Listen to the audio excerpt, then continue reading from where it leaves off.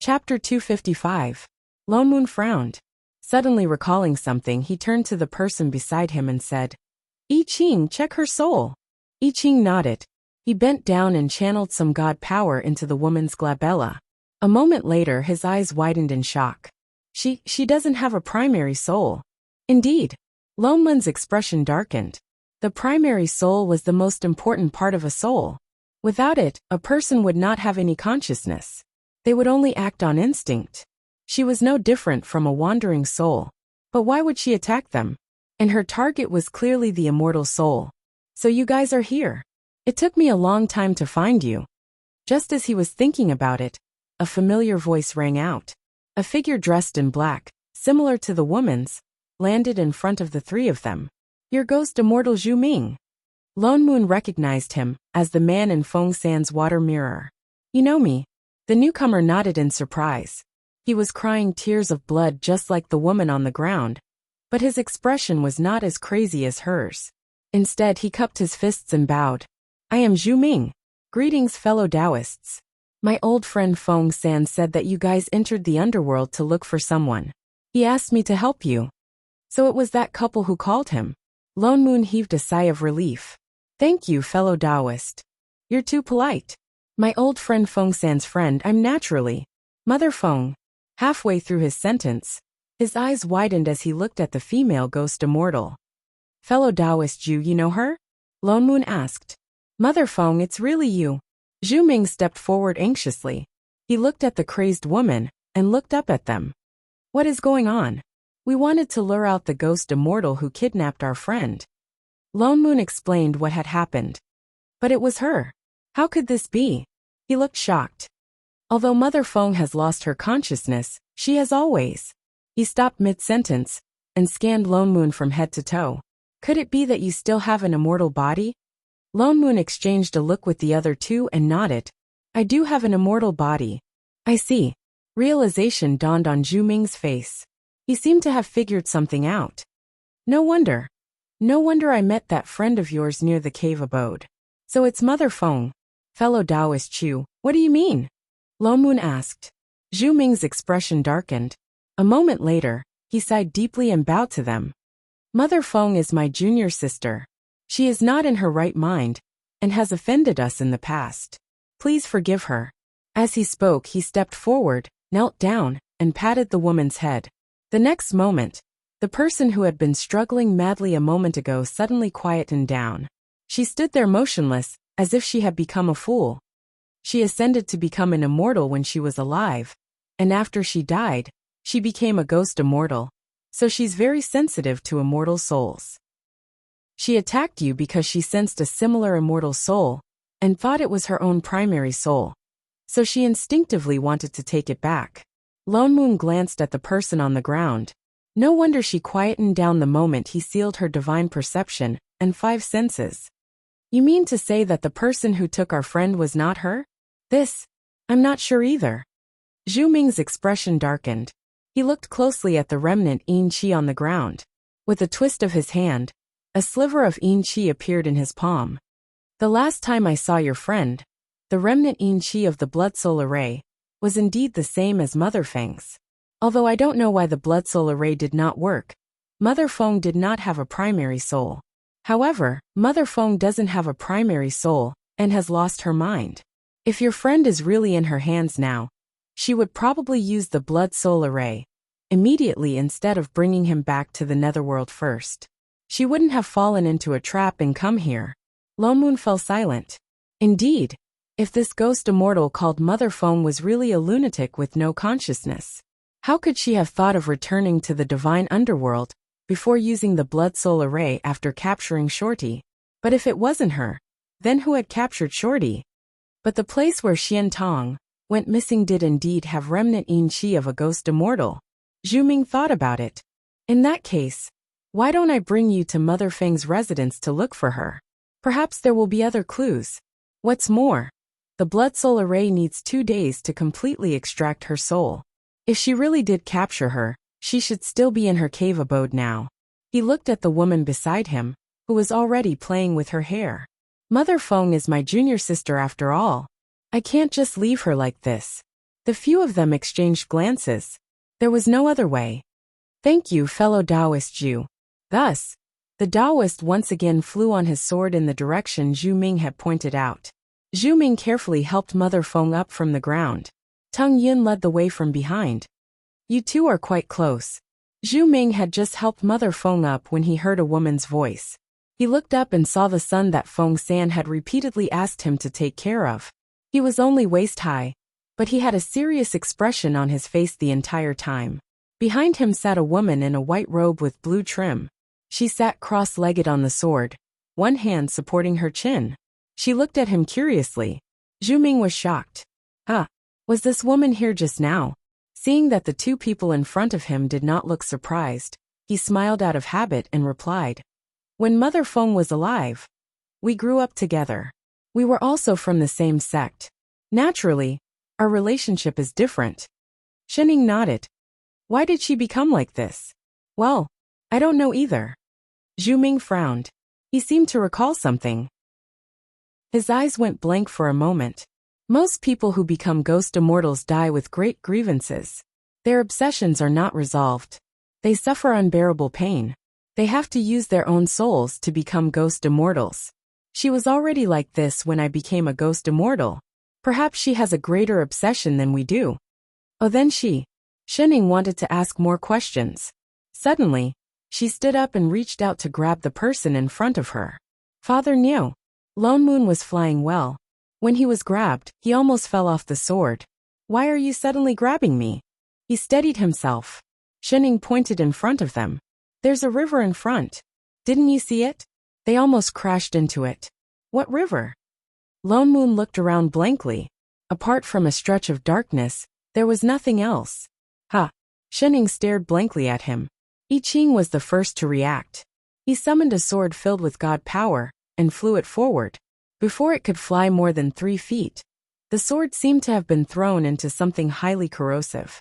It melted and disappeared in front of everyone's eyes. In less than 2 seconds it was gone. Holy shit. Lone Moon took a step back. It could even swallow god power. If Shening had not reminded him, he would have crashed into it. Chapter 256. It's the Yin River of the Underworld. Zhu Ming exclaimed. The Yin River of the Underworld was formless and omnipresent. It was useless against ghosts and ghost immortals in the underworld, but it could swallow other people's souls. Everyone be careful. The Yin River is constantly changing. Sorcery cannot detect it. Zhu Ming turned to look at the woman standing lazily behind I Ching's sword.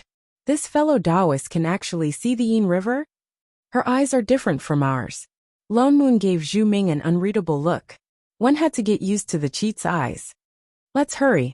It's so dark here. Who knows what else is there? It's not far. It's just up ahead. Zhu Ming pointed ahead. The few of them turned and flew in that direction. Shening paused. She looked around. Was it very dark here? It was clearly a piece of gold, and it was a little dazzling to the eyes. Of course, that was except for the pitch-black river floating in the sky. The few of them did not fly for long before they saw a palace floating in mid-air. The surroundings were filled with thick yin qi. Compared to the majestic palaces in the Dragon Abyss and Wu Qi Mountain, this cave abode was much smaller. It was all alone. Perhaps it was because the yin qi was too thick, but there were not many wandering souls around. It was so quiet that only the footsteps of the few of them could be heard. This is it. The few of them landed in front of the palace. Zhu Ming seemed to be very familiar with this place. He waved his hand, and the doors to the palace opened. He helped Mother Feng, who was still in a daze, to a chair in the hall. The palace was empty. They could see all the way to the end. Apart from the 4 chairs, there was nothing else. There's a small courtyard behind. The 2 of you can go in and take a look, Zhu Ming reminded them. I Ching, go and take a look. I'll set up an array to look for Shorty's aura, Lone Moon instructed. I Ching nodded and walked to the back of the palace. Lone Moon walked to the center of the palace and released his divine perception. Instantly, the entire cave abode appeared in his divine perception. He activated his immortal qi and began to set up an array, perhaps to avoid arousing suspicion. Zhu Ming did not help them look for Shorty. He only sat beside Mother Feng. Shining, who was the only one who had nothing to do, also sat on a chair at the side and waited. Perhaps she was a little bored waiting, so she habitually took out a fruit to eat. Just as he took one out, he used a little too much force, and the other one beside him fell out as well, rolling around. Just as she was about to bend down to pick it up, a pair of pale, bloodless hands picked it up first. Mother Feng, who had been sitting on the chair, stared blankly at the fruit in her hands, then looked up at Shining. Suddenly, he stretched out his hand and gave her a sinister smile. Heh. Shining tilted her head and took it. Thank you. However, the other party was still looking in the direction of her hand, a pair of bloody eyes staring straight at the fruit on top. Only the dripping sound of blood could be heard. It was very horrifying. Shining, who had bitten the core. After some thought, he took out the greenest fruit from his storage bag and handed it over. Do you want to eat it? Mother Feng was stunned. She looked at the fruit, then back at her. Suddenly, she reached out and snatched the fruit. His lips curved into a sinister smile again, and he stuffed the fruit into his mouth. The next moment there was a loud thud. The fruit went straight through his mouth and fell to the ground. The person who had no physical body looked confused. Hey, it fell. Shining picked up the fruit and handed it over. Here, I have more. She took it again and swallowed it down in one gulp. Once again, it fell to the ground with a thud. Ha. You can't eat it. As if addicted, Shining picked up the fruit on the ground again and handed it over. The ghost immortal still looked like he had just snatched a treasure. Once again he took the fruit and dropped it to the ground again. This happened repeatedly. Zhu Ming, who was watching the whole time. She did it on purpose, right? She definitely did it, right? There was someone else around. Master. I Ching finally returned from the backyard and shook his head at her. No. The backyard was even cleaner than the front. There were not even any chairs. Apart from Yin Qi, there was nothing else. Zhu Ming's expression darkened as well. If they could not find Mother Feng, they would be suspects. He thought for a moment and suggested, why don't I follow you to the forest where the woman went missing? I'm familiar with Ghost Immortal's auras. Perhaps I can find some clues? Lone Moon, who was setting up the array, stopped as well. His expression was equally dark. Shorty is indeed not here. Oh. Shining narrowed her eyes, but she ignored them. Just as she was about to pass the fruit to Mother Feng, she retracted it. Mother Feng caught nothing but air. Suddenly, she leaned forward and smiled. I'm not giving it to you anymore. I gave you so many. Why don't you return one to me?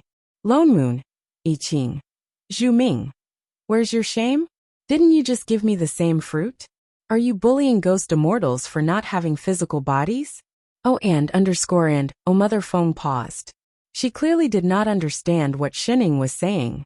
Her bloodshot eyes stared at the fruit in Shinying's hand, but she did not dare to snatch it away. The corner of Loman's mouth twitched. Hey, you're almost. He was about to reprimand her, but Mother Feng took out a square token from somewhere and threw it at Shining.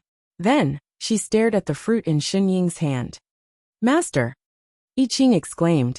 Lone Moon regained his composure as well. He looked at the token in Shinying's hand. What's this? A token? Zhu Ming looked confused as well.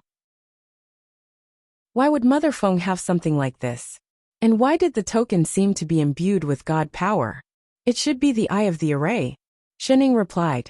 Finally, she passed the fruit to the overjoyed Mother Feng. Then with a loud thud, it fell to the ground. This time, Shining did not help her pick it up. Instead, she picked up the token and walked to the center of the hall. Then she squatted down and pressed it on the ground. In an instant, the entire cave abode lit up with a bright red light. An array appeared in the hall. The ground began to collapse inch by inch. The red light in the middle of the hall was especially blinding. A moment later, the space around them began to twist and distort. Then a scene appeared beneath them, but they could not see clearly. This is the entrance to the mystic realm. Zhu Ming exclaimed. Lone Moon asked in surprise. How did you know that there's an array here to open the mystic realm? I could tell. Shining replied casually. Everywhere was golden, except for the circle on the ground which was black. There was also a square mark. Anyone could tell that there was a problem, right? Lone Moon. The red entrance was getting bigger and bigger. It was about to cover the entire hall. Lone Moon nodded at the other two. Then he gave them a look. Go in. Everyone mounted their swords and flew in. Zhu Ming also pulled Mother Feng, who was still looking for the fruit on the ground. The red light flashed in front of them. The next moment they were in another world. Chapter 257. This was a very small mystic realm. Rather than a mystic realm, it was more like a secret room. There was only a wide platform around them. There was a strange array carved on the platform. Even I Ching, who had inherited the Dragon Clan's heritage, had never seen it before. The few of them landed on the platform. Suddenly, the ground lit up with a red light. Countless arrays of different sizes lit up on the quiet platform. Lone Moon felt his heart skip a beat. His primordial spirit was unstable. It was as if something was about to break out of his body. Father Niu. Shening picked him up from the ground. I Ching also felt something was wrong. He did not land on the ground. Instead, he flew into the air. How are you? Lone Moon panted heavily. He used his immortal chi to regulate his breathing. He suppressed the feeling that his primordial spirit was about to be pulled out. The array below can absorb souls. Even immortal souls were no exception. Everyone was shocked. They hurriedly retreated further away. The array on the platform was fully activated. The entire platform turned red. Suddenly, a series of shrill cries rang out. Many ghostly figures appeared in the array. They seemed to be in extreme pain. They wailed and wailed as they tried to hit the red light that trapped them. Every time they hit the red light, their souls would fade a little. But they did not seem to feel anything. They continued to try to rush out of the array. Well, what are these? Everyone present was stunned. The ones in the formation were called wandering souls. But it was obvious that these souls were weaker than wandering souls. Even their shadows were very faint. Immortal soul, my immortal soul. Mother Feng, who was still in a daze, suddenly shouted. She seemed to be agitated. She went crazy again. She turned and tried to fly towards the array. Mother Feng. Zhu Ming was shocked. He immediately used his yin qi to block her. But she became even crazier. She even started to attack Zhu Ming. Immortal soul, give it back to me. Give it back to me. What's going on? Lone Moon looked at the array below, and the crazed Mother Feng. They had already sealed her divine perception and 5 senses. Why was she still like this? Could it be that she had something to do with the array below? Don't you guys feel that? Shening suddenly spoke. She pointed at the ghostly figures in the array below. The shadows down there are all the same? What's the same? Lone Moon lowered his head to look at the array formation below him. Subconsciously, he took a closer look at the ghostly figures. His eyes widened. Holy shit. They really looked the same. Whether it was the figure or the face, there were actually 2 or 3 people who looked exactly the same. How could this be? I Ching looked confused as well. Although people are similar, no matter what, they can't be completely the same unless... He stopped mid-sentence and sucked in a breath. The 2 of them looked at each other and exclaimed in unison. Soul-splitting array. This was a formation that could directly separate a person's 3 spiritual and 7 physical souls. Those people who looked exactly the same were originally separated from the same soul. Moss. Just as I Ching was about to speak, Shening had already jumped down and stepped hard on the edge of the platform. With a loud bang, a corner of the platform collapsed. The soul-splitting array immediately dimmed. The hundreds of ghostly figures trapped inside floated out. The 3 spiritual and 7 physical souls began to gather together. The number of ghostly figures decreased by more than half. The shrill cries from before also stopped. Perhaps because their souls were too heavily injured, a few of the ghostly figures were still unconscious. They swayed as they floated towards the exit of the mystic realm. The few people in the air followed them down. These ghostly figures lost some of their souls. Let's hope that the power of reincarnation can restore their souls. Zhu Ming looked at the ghostly figures in the air and sighed. But I'm afraid they're going to be idiots for a few lifetimes. Shorty is not among those ghostly figures. I Ching checked all the souls that floated out and heaved a sigh of relief. It looks like the person who captured Shorty was planning to bring her here to extract her primary soul after forcing her soul out. Lone Moon frowned. He looked at Zhu Ming, who still had a crazed look on her face. Lone Moon frowned and glanced at the crazed Mother Feng, who was trapped by Zhu Ming.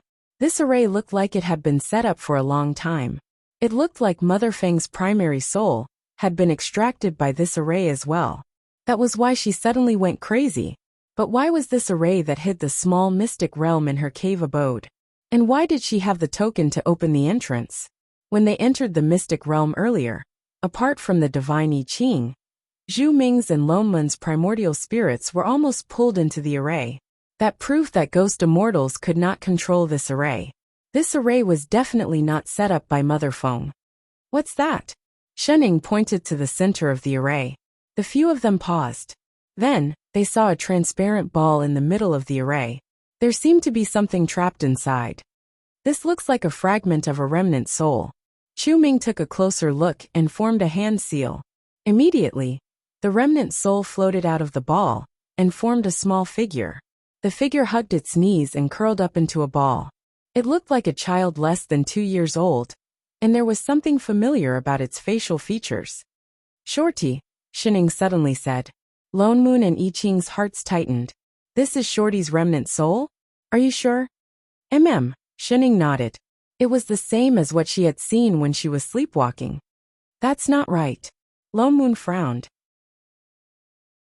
Even if Shorty's soul was split, she should look like an adult. This remnant soul obviously looks like a child. Unless, he paused and exchanged a look with I Ching. Both of them had the same thought. This remnant soul was separated from her before she was reincarnated. I Ching's expression darkened. He seemed to recall something, and hurriedly looked around. After a while, he pointed to an array beside him and said, Master, look, there's a realm-guiding array here. Shorty must have been pulled from the invincible heavenly palace to the divine underworld by this remnant soul. But the realm gate, opened by the realm-guiding array, was not stable. It was possible that Shorty had not been transported directly into this array. We have to find her quickly. Lone Moon's expression darkened. He was getting more and more anxious. From the looks of it, the person who had captured Shorty was not just looking for a random immortal soul. He was plotting to get his hands on Shorty's soul. Everyone, Zhu Ming suggested. Since this remnant soul belongs to the person you are looking for, and the souls are connected to each other, why don't we use the connection between the remnant soul and the main body, and use the water element technique to find out her current location? The few of them paused. That's right. They had almost forgotten about this technique. Although the remnant soul could not compare to one of the 3 souls and 7 spirits, and it would slowly dissipate over time, it was still one with the main body. Whatever the main body saw, the remnant soul could also sense. If they used the water element technique, they would be able to see Shorty's current location. Chapter 258. Lone Moon hurriedly conjured a seal and guided the remnant soul. A moment later, 2 shadows appeared above the remnant soul. One was where the remnant soul was. That was where they were now. The other was a place filled with immortal qi. Huge, transparent, crystal-like mountains floated all around them. There were even shadows of palaces on them. This is the 1,000 Feet Mountain, Zhu Ming exclaimed. Where is the 1,000 Feet Mountain? Lone Moon asked anxiously. That's Supreme Divinity Qian Yu's residence. It's at the easternmost part of the divine world. Zhu Ming frowned. Supreme Divinity Qian Yu may be cold, but he has a good reputation in the divine world. He's a very righteous person. I don't think he would set up such a vicious array. Why would the person you're looking for be there? We'll only know when we get there. Thank you, fellow Taoist Jew. Lone Moon nodded at him and turned to the other 2. Let's go. Let's go find her. I Ching did not hesitate. He summoned his flying sword. Shening grabbed the ball containing Shorty's remnant soul and jumped onto Chef's sword. They flew out of the mystic realm. When the 3 of them reached the 1,000 Feet Mountain, they finally understood why it was called the 1,000 Feet Mountain. They saw huge crystal-like mountains floating in the air. They shone with a silver-white light. Moreover, these crystal mountains were moving. They looked like a huge array formation. The mountains were also translucent. It was easy to get lost inside. Lone Moon subconsciously glanced at Shining. He turned and instructed I Ching sternly. Look after her.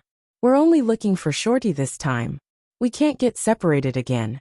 According to Zhu Ming, Supreme Divinity Qian Yu's cultivation level is very high. We can't tell if he's a friend or foe. Shorty is in his hands. Before we find her, don't act rashly. He added, you still have aura-concealing talismans, right? Yes. I Ching retrieved a few aura-concealing talismans. Give me 2. Lone Moon took them and gestured for I Ching to put 2 on as well. Try not to alert anyone. Do you understand? Yes. The 2 of them nodded. Let's go. Wait, Father Neo. What now? Are you sure? Shening scanned him from head to toe, at the bright red wedding robe he was wearing. Are you sure you want to go in like this? F*CK. It was all because of these 2 that he had forgotten to change back. Lone Moon conjured a seal, and was just about to remove the shape-shifting spell on his body, and turn back into a man. He turned to look at a certain foodie, and with a flick of his wrist, he cast another transfiguration technique. In an instant, the figure changed into a familiar yet strange face. Shen Ying's face. The 2 of them. What are you looking at? Lone Moon glared at the 2 of them. Becoming like this is better than any aura-concealing talisman. I Ching. What she said made sense, and he couldn't refute her. Shening. Mother Ker. Let's go. Lone Moon rode on his sword and flew forward, bypassing the crystal floating peaks one by one. He released his divine perception to the fullest, paying attention to everything around him. The strange thing was that along the way, they did not see any other Protoss. Not only that, these crystal floating peaks did not seem to have any array fluctuations. Apart from floating here and there, they did not seem to have any other effect. Gradually, on top of the crystal floating peaks, some palaces appeared. Lone Moon took out the transmission talisman that he had given to Shorty previously, and sent a bit of immortal chi into it, but there was still no response. The crystal floating peaks seemed to have the ability to block signals, and he could not contact Shorty at all. Shit! He cursed under his breath. There are too many crystal peaks here. The transmission talisman is completely useless. Why don't we split a few? I Ching subconsciously pulled out his sword. You're crazy. Lone Moon rolled his eyes. Do we still want to save Shorty? Can you 2 violent maniacs stop coming up with such lousy ideas? What if the other party gets angry and kills her? Invincible Sect only has 1 sword cultivator disciple left. Then what do? We can only search slowly. Lone Moon looked at the terrain and waved at the 2 of them. I just looked at the movement pattern of these crystal peaks. They should all be floating in the west direction. There are no array formations in the middle to control them, and the deeper we go, the more palaces there are. He pointed to the front and said, so I guess that these crystal peaks should be circular around something, a natural maze. Shorty should be in the innermost position. Although flying in a straight line is the fastest way to get there, there must be some kind of connection between these crystal peaks. However, there must be some kind of connection between these crystal peaks. There shouldn't be anything that can directly lead to the center. Master, be careful. Before he finished speaking, I Ching suddenly pulled Shening and retreated to the left. Rumble instantly, there was a loud sound, and a huge aura swept over, brushing past Lone Moon's right side. The crystal peaks in front of them seemed to explode side by side, breaking into pieces and falling from the sky. A wide path suddenly appeared on the right side, and they could faintly see the palaces inside. There's a direct path. Shening pointed to the front. Lone Moon.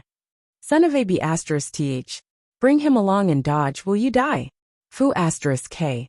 In the next moment, 2 shocking suppressive forces came from the front. Even I Ching frowned uncomfortably. The surrounding crystal peaks kept breaking. Lone Moon set up a defensive array around himself. There are people fighting in front. Judging from this suppressive force, their cultivation level must be. Before he finished speaking, his eyes widened. I feel Shorty's aura, it's over there. I Ching paused. He sensed carefully, and found a familiar immortal chi. The 2 of them exchanged a look, and immediately flew in that direction. The deeper they flew, the more broken crystal peaks they saw. There were even pieces of palaces floating around. In the distance, there seemed to be 2 figures fighting, one in green and one in white. They could not see clearly, but the aura around them was shocking. Compared to the battle between Long Zhen and Feng San, it seemed even more intense. Even though it was just a wave of suppressive force, Lone Moon felt the immortal qi in his body stagnate. He looked up at the two people in the sky. Huh, chef, don't you think that white figure looks familiar? I Ching looked up and nodded. Yes, a little. But he could not remember. In the next moment, an impatient voice came from the other side. I told you, I don't know the person you're looking for. No matter how many times you ask, it's the same. I don't know her. The person on the other side did not respond.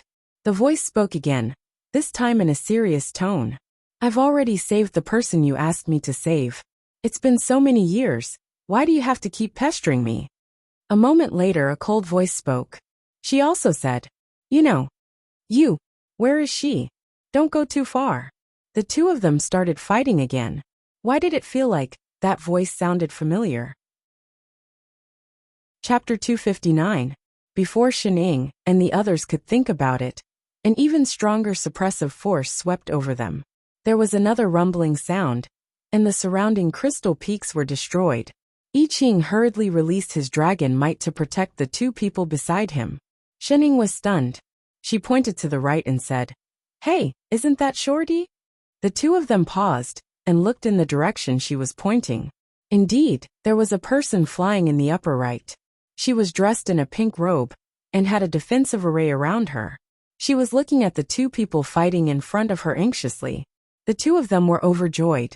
They were about to go forward when Shening raised her hand and shouted, Hey, Shorty! In an instant, these 4 words spread throughout the entire Thousand Mountains range. Even the two people fighting in the sky were stunned. I Ching. Lone Moon. He had the urge to deduct all the food expenses. What happened to coming secretly? Did she know what Loki was? Xiantong's body stiffened. She turned around in disbelief. Her face was filled with joy. She immediately flew over on her sword. Sect Master. Just as she was about to pounce on them, there was a flash of white light. The white figure that was originally fighting suddenly descended toward them, at a speed faster than Shorty. I Ching and Lone Moon finally saw the figure clearly. They were both stunned. Bai Zai. 2 inches the next moment, the figure appeared in front of the 3 of them. She looked over with excitement and disbelief. Then she hugged Father Nyo beside her. Shening. I Ching. Father Nyo, who was stiffened in the hug. For all. Huh? In the next moment, Bai Zai's cold and excited voice rang in their ears. Shen. For a long time, she could not say the next word. Her ears turned red. Sect Master. Shorty finally flew down and buried her head in Shen Ying's arms. Her expression of ecstasy just a moment ago suddenly changed. She cried so loudly that it shook the heavens. Sect Master, you're finally here. I knew that you would definitely come to save me, Wa. I Ching. Little bitch. Yes, I'm here. Shening patted her on the back. Don't cry. Her clothes were brand new. Bai Zai, who was carrying Lone Moon, paused. He looked at Shening in his arms, and then at the person beside him who looked exactly the same. There were 2 Shening. Shen, your sister. Lone Moon, who finally reacted, exploded. Look carefully before you hug her. Bai Zai finally understood and pushed Lone Moon away without hesitation. In a flash, he appeared in front of Shening as if nothing had happened. Shen. Ing. He finally managed to say her name. I really miss you. Shening finally managed to pull the slug out from in front of her. The next moment she saw his starry eyes. Stunned, she asked, Who are you? Bai Zai. I Ching. Lone Moon. He could faintly hear the sound of a knife piercing his heart. The starlight was extinguished. Bai Zai, is this the person you're looking for? A questioning voice suddenly rang out in the sky, and the person who had been fighting with Bai Zai also flew down. Only then did everyone see who it was. He was dressed in a green robe with black hair draped over his shoulders. His face was like jade, and his entire body exuded a refreshing aura that was exceptionally familiar. Apart from his pair of black eyes, which lacked a bit of liveliness, he was simply Father Nyo. Tu I Ching and Shening exclaimed at the same time. Lone Moon. What the hell was this? Thousand Legs Hall. Lone Moon, who had already returned to his original appearance, looked at the person sitting in the main seat and felt awkward all over. They really looked exactly the same. If not for the fact that they were wearing different clothes, he would have had the illusion that he was looking at himself in the mirror. Father Nyo, you have a brother too? Shining could not help but ask. Get lost. Lone Moon rolled his eyes. Who had a brother? I didn't think that there would really be someone who looks exactly like me in this world. Qianyu looked at Lone Moon with some surprise. His brows were knitted together as if he was used to it. He looked dignified. Supreme Divinity Qianyu really isn't Elder Lone Moon. Xian Tong was also a little confused. She looked back and forth between the two people who looked exactly the same. Not only did they look similar, even their auras were similar. It was just that one was filled with immortal qi, and the other was filled with God power. So it's all because I got the wrong person. Qianyu snorted coldly. Still with some anger, he said. Bai Zai, what else do you have to say now? The more he thought about it, the angrier he got. Ever since he first met Bai Zai many years ago, Bai Zai had been forcing him to ask about Sect Master Shen's whereabouts. No matter what he said, Bai Zai did not believe him. What's more, he had been guarding the 1,000 Feet Mountain for many years. He had been forced into a corner, and even fought over a disagreement. The entire 1,000 Feet Mountain had been destroyed countless times. Now it seemed that he had suffered an undeserved calamity. I told you long ago that I don't know the person you're looking for. All these years, you kept asking me about her whereabouts. Do you believe me now? All these years you've been at my 1,000. Bai Zai? Qianyu called out twice, but realized that Bai Zai was not even listening to him. A pair of slightly cold eyes were currently staring at the woman beside him. His clear eyes were filled with the image of the woman beside him. From time to time, he would pass something over to her in a fawning manner. Fruit, tea, pastries. Thank you. Bai Zai's eyes lit up even more. His ears started to turn red again. Patches of red began to spread, and even his hair started to be dyed red. A moment later, he replied in a low voice. You're welcome.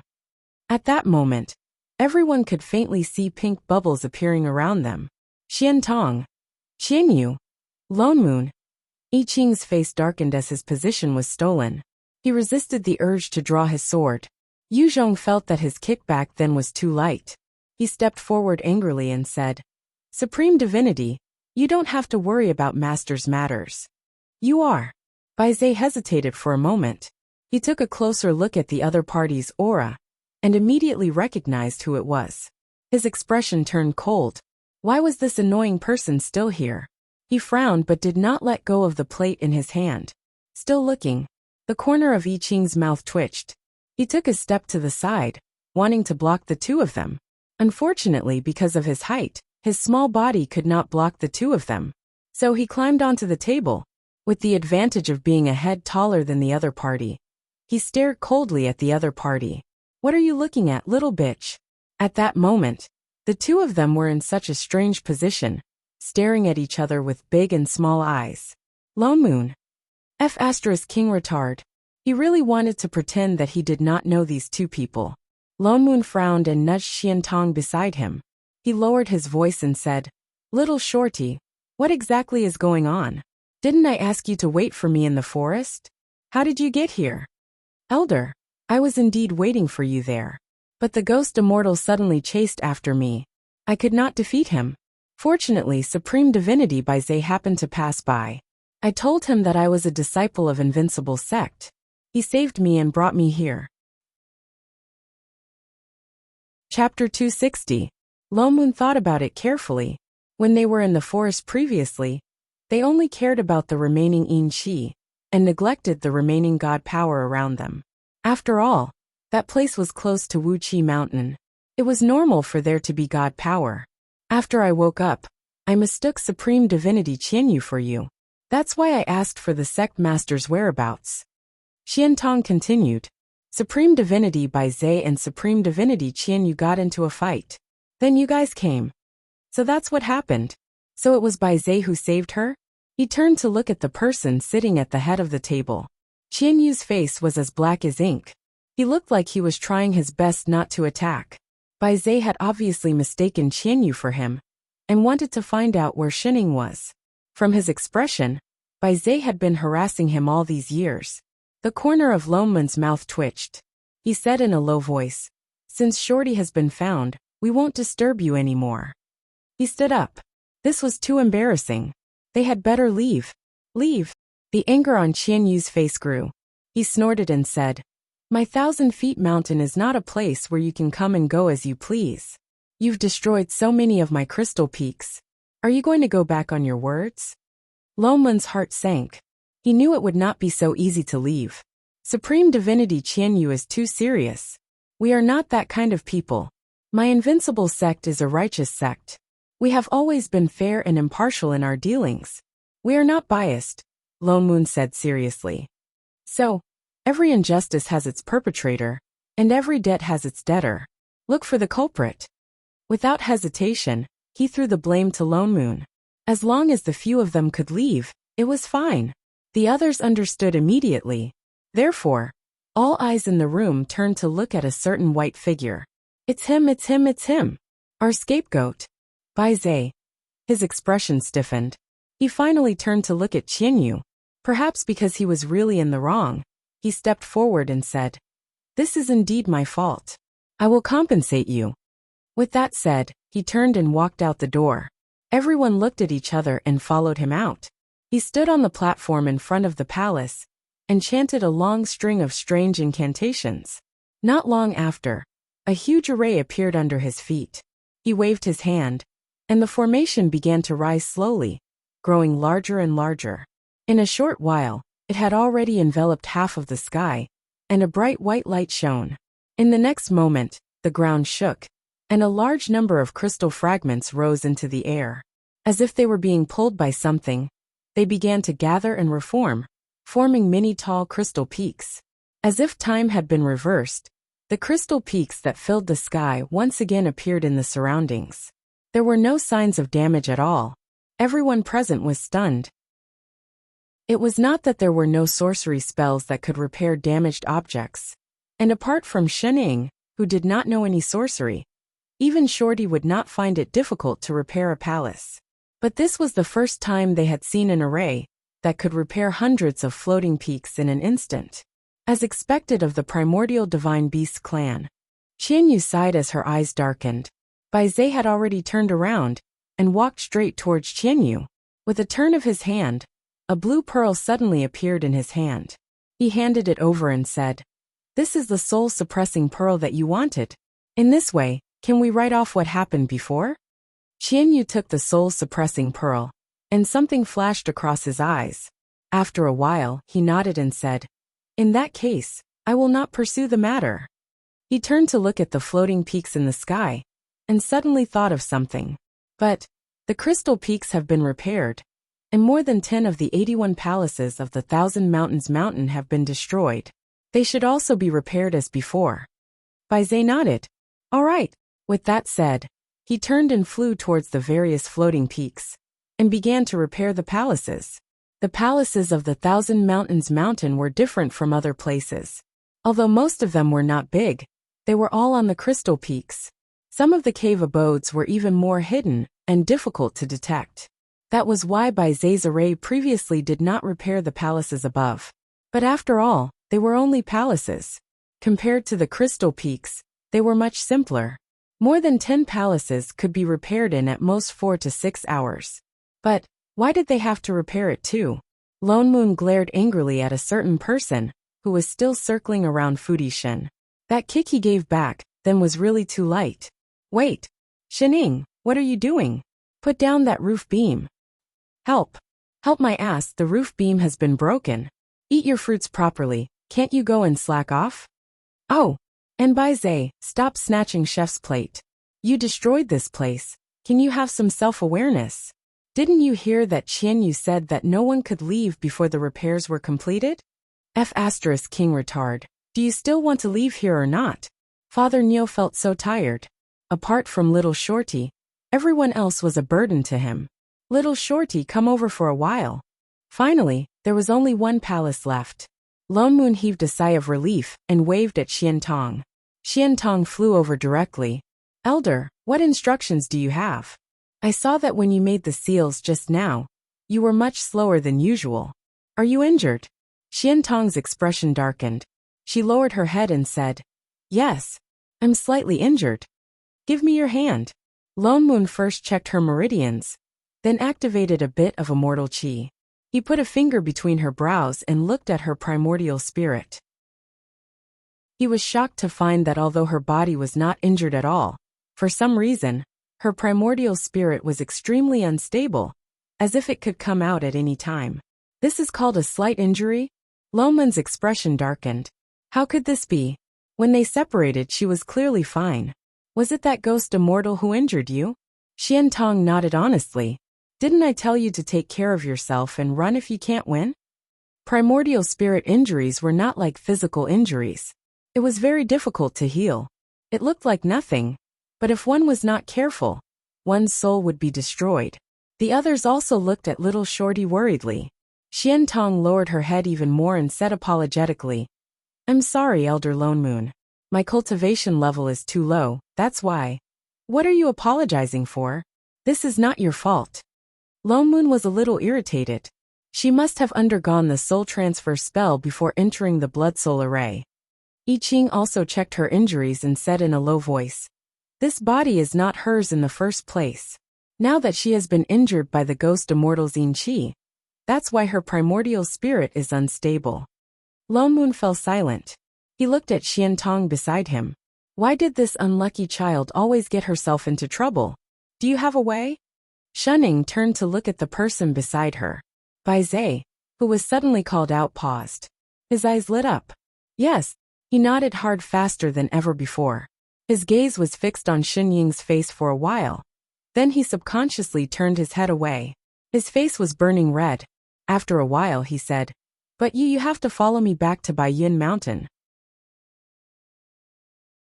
Chapter 261. Do you really have a way to cure little Shorty? Lone Moon asked anxiously. Bai Zhe looked at Lone Moon. His blush faded a little, and he spoke more fluently. There's a spirit spring on White Cloud Mountain that can nourish the soul. Lone Moon was overjoyed. All right, let's go now. The few of them finished repairing the palace and flew back to the main hall. Lone Moon said to Qianyu, who was supervising them, Supreme Divinity Qianyu, the palace has been repaired. Sorry for the disturbance. We are in a hurry to treat our disciples' injuries and will not stay any longer. Qianyu did not continue to make things difficult for them. He nodded and said, Since the Thousand Mountains mountain has been repaired, I will not force you to stay. He turned to look in Xian Tong's direction. As if guessing what they were thinking, he added, This Miss Xian Tong's primordial spirit is unstable. Even with the spirit spring, she needs immortal qi to protect her from time to time in order to recover. Thank you, Supreme Divinity Qianyu, for telling us. The few of them did not stay any longer. They all flew out on their flying swords. Qianyu conjured a seal, and the surrounding crystal peaks opened up a path to the outside world. Aren't you coming? Shunning suddenly turned and asked. Qianyu paused. He looked around and realized that Shunning was asking about him. He thought about it carefully and remembered that this was the woman Bai Zhe had been waiting for all these years. He could not remember her name and replied, It's not convenient for me to leave the Thousand Mountains mountain. Forgive me for not seeing you off. Shunning tilted her head. Why? Aren't you injured too? Qianyu paled. Something flashed across his eyes. He immediately replied, I was slightly injured when I fought with Bai Zhe just now. I'll be fine after resting for a while. Oh. Shunning did not ask further. Within seconds, they disappeared into the horizon. Little Shorty, how are your injuries? The moment they left the 1,000-feet mountain, Lone Moon summoned the huge fan-shaped Dharma artifact and pulled everyone over. He asked with a serious expression. I'm fine for now. Xian Tong shook her head. My primordial spirit is only unstable. I'm not injured. As long as it's not an out-of-body spell, I'll be fine. Lone Moon nodded. I didn't ask you before. Did you see the ghost immortal who attacked you clearly? This. Xian Tong frowned and said, That person's entire body is filled with yin qi. My cultivation is too low. so I can't see his face clearly. Is it a woman? She thought about it carefully and shook her head. No. Although I couldn't see his face clearly, his figure was definitely not that of a woman. Lone Moon and I Ching exchanged a look. Their expressions darkened. It looks like Mother Feng did not attack her. The other party's target is obvious. It's Shorty's soul, I Ching said in a low voice. Even if they manage to avoid it this time, they will only be more careful next time. That's right. Right now, we still don't know who they are, or why they are targeting you. Lone Moon's expression became more and more serious. Before that, you'd better not leave our side. To be more precise, you better not leave Shenying's side. Alright, disciple understands. Xian Tong's eyes lit up. She looked as if she had won some unexpected prize. I will definitely not leave Sect Master. I Ching. Lone Moon. He suddenly felt as if he had made a wrong decision. Could they really return to the immortal realm safely? Lone Moon nudged the person, who was chewing on a fruit beside him. Shenying, why are you? Before he could finish, Shenying's eyes suddenly lit up. She exclaimed loudly. I remember now. What? Everyone was shocked. What did she discover? Shenying turned and pointed at the person beside her. So you're that furball. I Ching. Lone Moon. Xian Tong. Bai Zai. You only freaking recognize me now. Bai Yin Mountain was Bai Zai's residence. Compared to the cold and hard crystal peaks of Thousand Feet Mountain, the sea of clouds of Ling Tai Mountain, the greenery of Wu Chi Mountain, and the volcanoes of the Dragon Abyss, Bai Yin Mountain lived up to its name. Hidden among the layers of white clouds, its white palaces were blindingly bright. The surroundings were filled with blue god power. It was not as cold and dignified as the other divine venerables. Along the way, there were all kinds of immortal beasts and demons. Among them, there were even divine beings. It was very lively. Lone Moon and the others finally had the time to understand the basic situation of the divine underworld. Unlike the immortal realm, the people of the divine realm were more relaxed. They did not have the concept of territory, nor did they have the complicated division of continents. Basically, the people of the divine realm could go wherever they wanted, as long as they did not barge into other people's homes. In the divine realm, apart from the various divine races, there were all kinds of legendary ferocious beasts, auspicious beasts, and wild demons. There were also those who were originally immortal cultivators, before the divine realm and immortal realm were separated. There were high and low cultivation levels among the gods. Among them, the 4 divine races were the strongest. They were the dragon, phoenix, qilin, and black tortoise. But the qilin and black tortoise had long been extinct since ancient times. The dragon and phoenix races had always been at odds with each other, and would often fight. All in all, the divine realm was a free-range place. It was no wonder that they fell out with the immortal realm. They were clearly stronger than the immortal realm. But in the end, the divine realm ascended to the underworld, and did not fight to the end with the immortal realm. And among all the divine races, there were only 5 people who could be called divine venerables. Perhaps it was a coincidence, but Shenying and the others had all interacted with them. There was no need to talk about Long Zhen and Feng San. They were Chef's parents. Apart from Bai Zai, there was also Supreme Divinity Hong Yu. Bai Zai said that he was formed from a green lotus at the beginning of the world. He was the only plant that became a god. He was pure and had no conflicts with the world. That was why he was the only god that had lived since ancient times.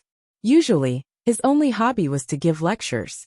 More than 90% of the gods in the divine realm had attended his lectures.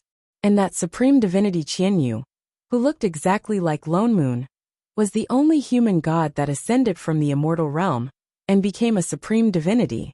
Speaking of which, Father Niu, you look different from how you look on television. Shenying glanced at him suspiciously. As a well-known citizen's father who would bring money every time he asked for it, she still had some impression of him. What's with that look? Lone Moon rolled his eyes at her. Keep that expression of suspicion that I've gone through plastic surgery. She did not mention plastic surgery.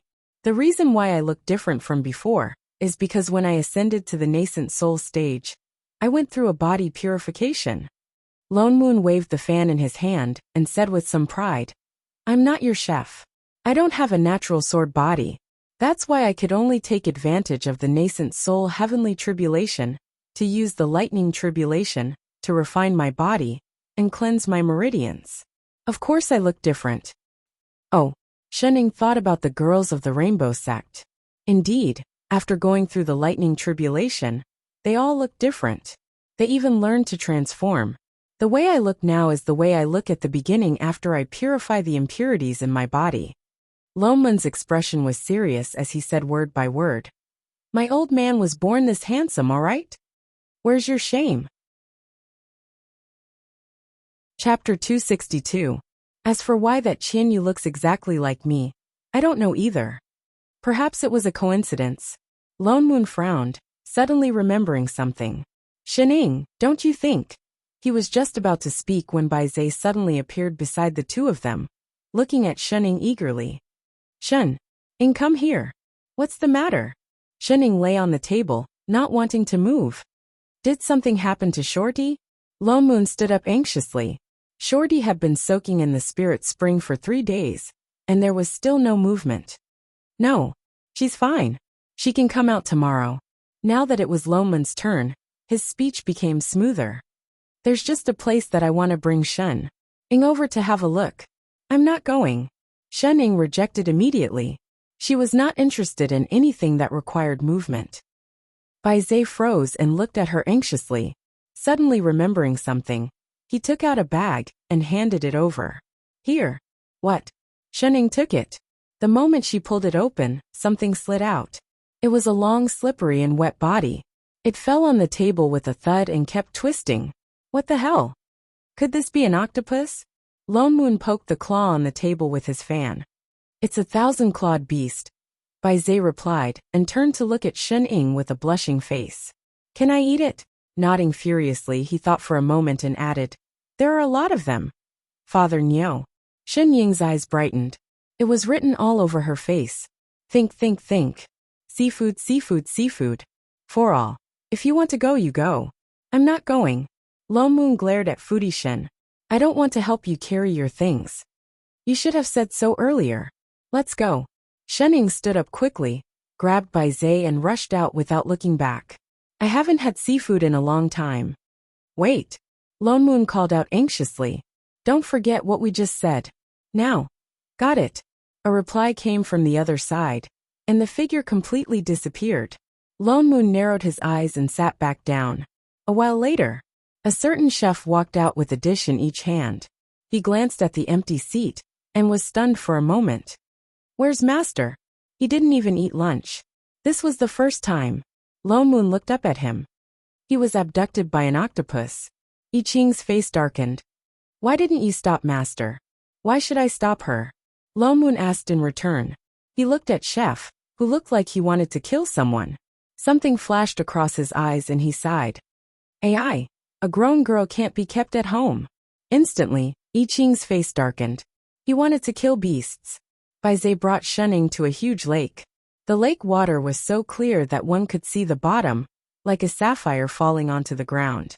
The lake was so big that one couldn't even see the end of it. For ball, how do we catch it? Shen Ying's eyes brightened as a list of aquatic products flashed across her mind. Should I drain the water? Bai Zhe was stunned by her sparkling eyes. He blushed again, and turned his head away as if he was scalded. Wait a minute. As he spoke, he took 2 quick steps and stopped at the side of the water. He conjured a seal and a light flashed.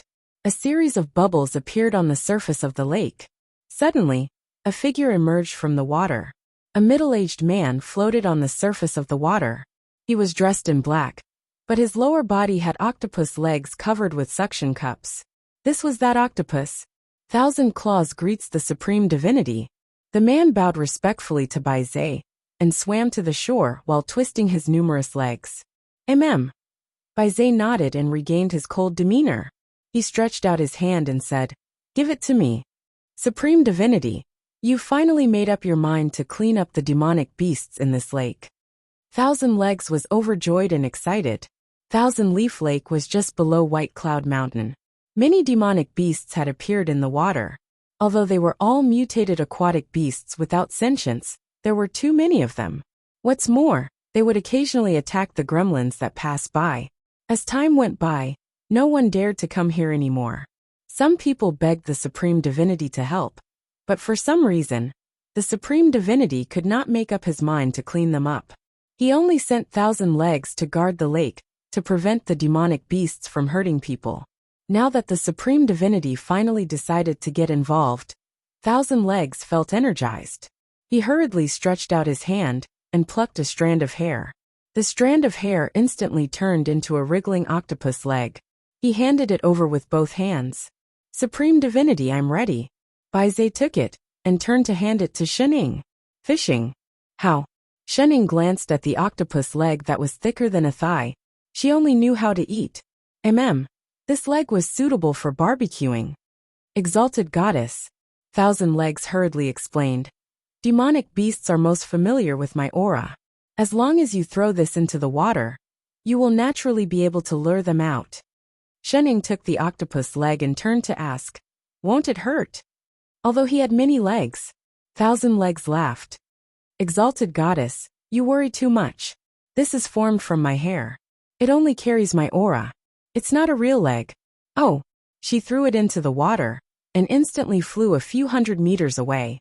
Just as it was about to fall into the water, the originally calm lake surface suddenly turned into a huge wave.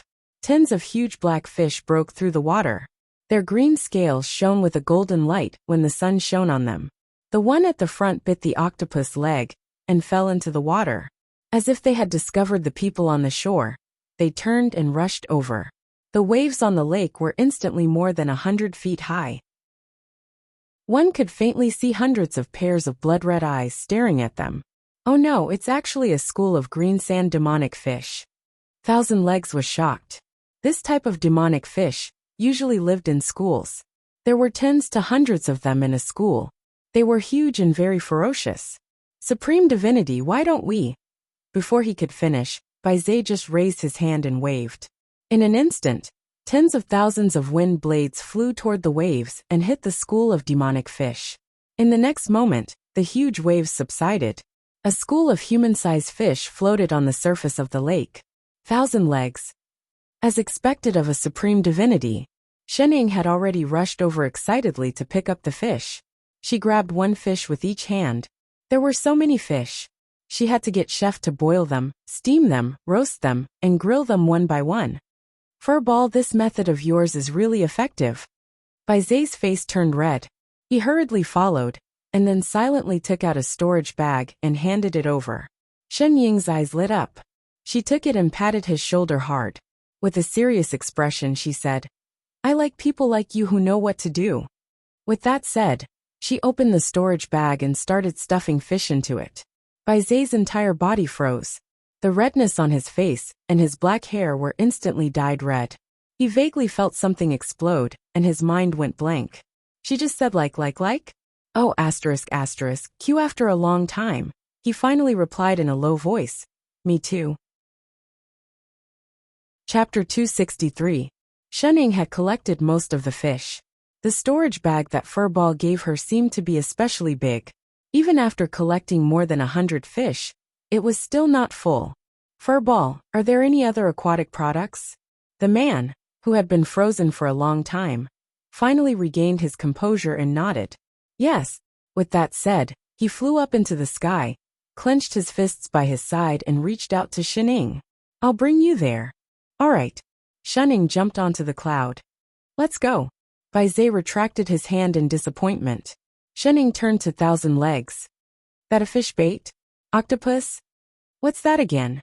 Thousand Legs, Baizhe reminded. Oh brother Thousand Legs. Let's go. Don't fall behind. Thousand Legs. She called him fish bait just now. She definitely did, right? Supreme Divinity, are you really here to clean up the aquatic demonic beasts? But why are you collecting the corpses of the demonic beasts? Some demonic beasts that don't even have inner cores are useless to bring back. Thousand Legs followed her with a confused look. But the same thing happened again. He pulled out his hair to attract the demonic beasts, and then the Supreme Divinity killed them. The two of them happily went down to pick up the corpses, and they didn't even ask for his help.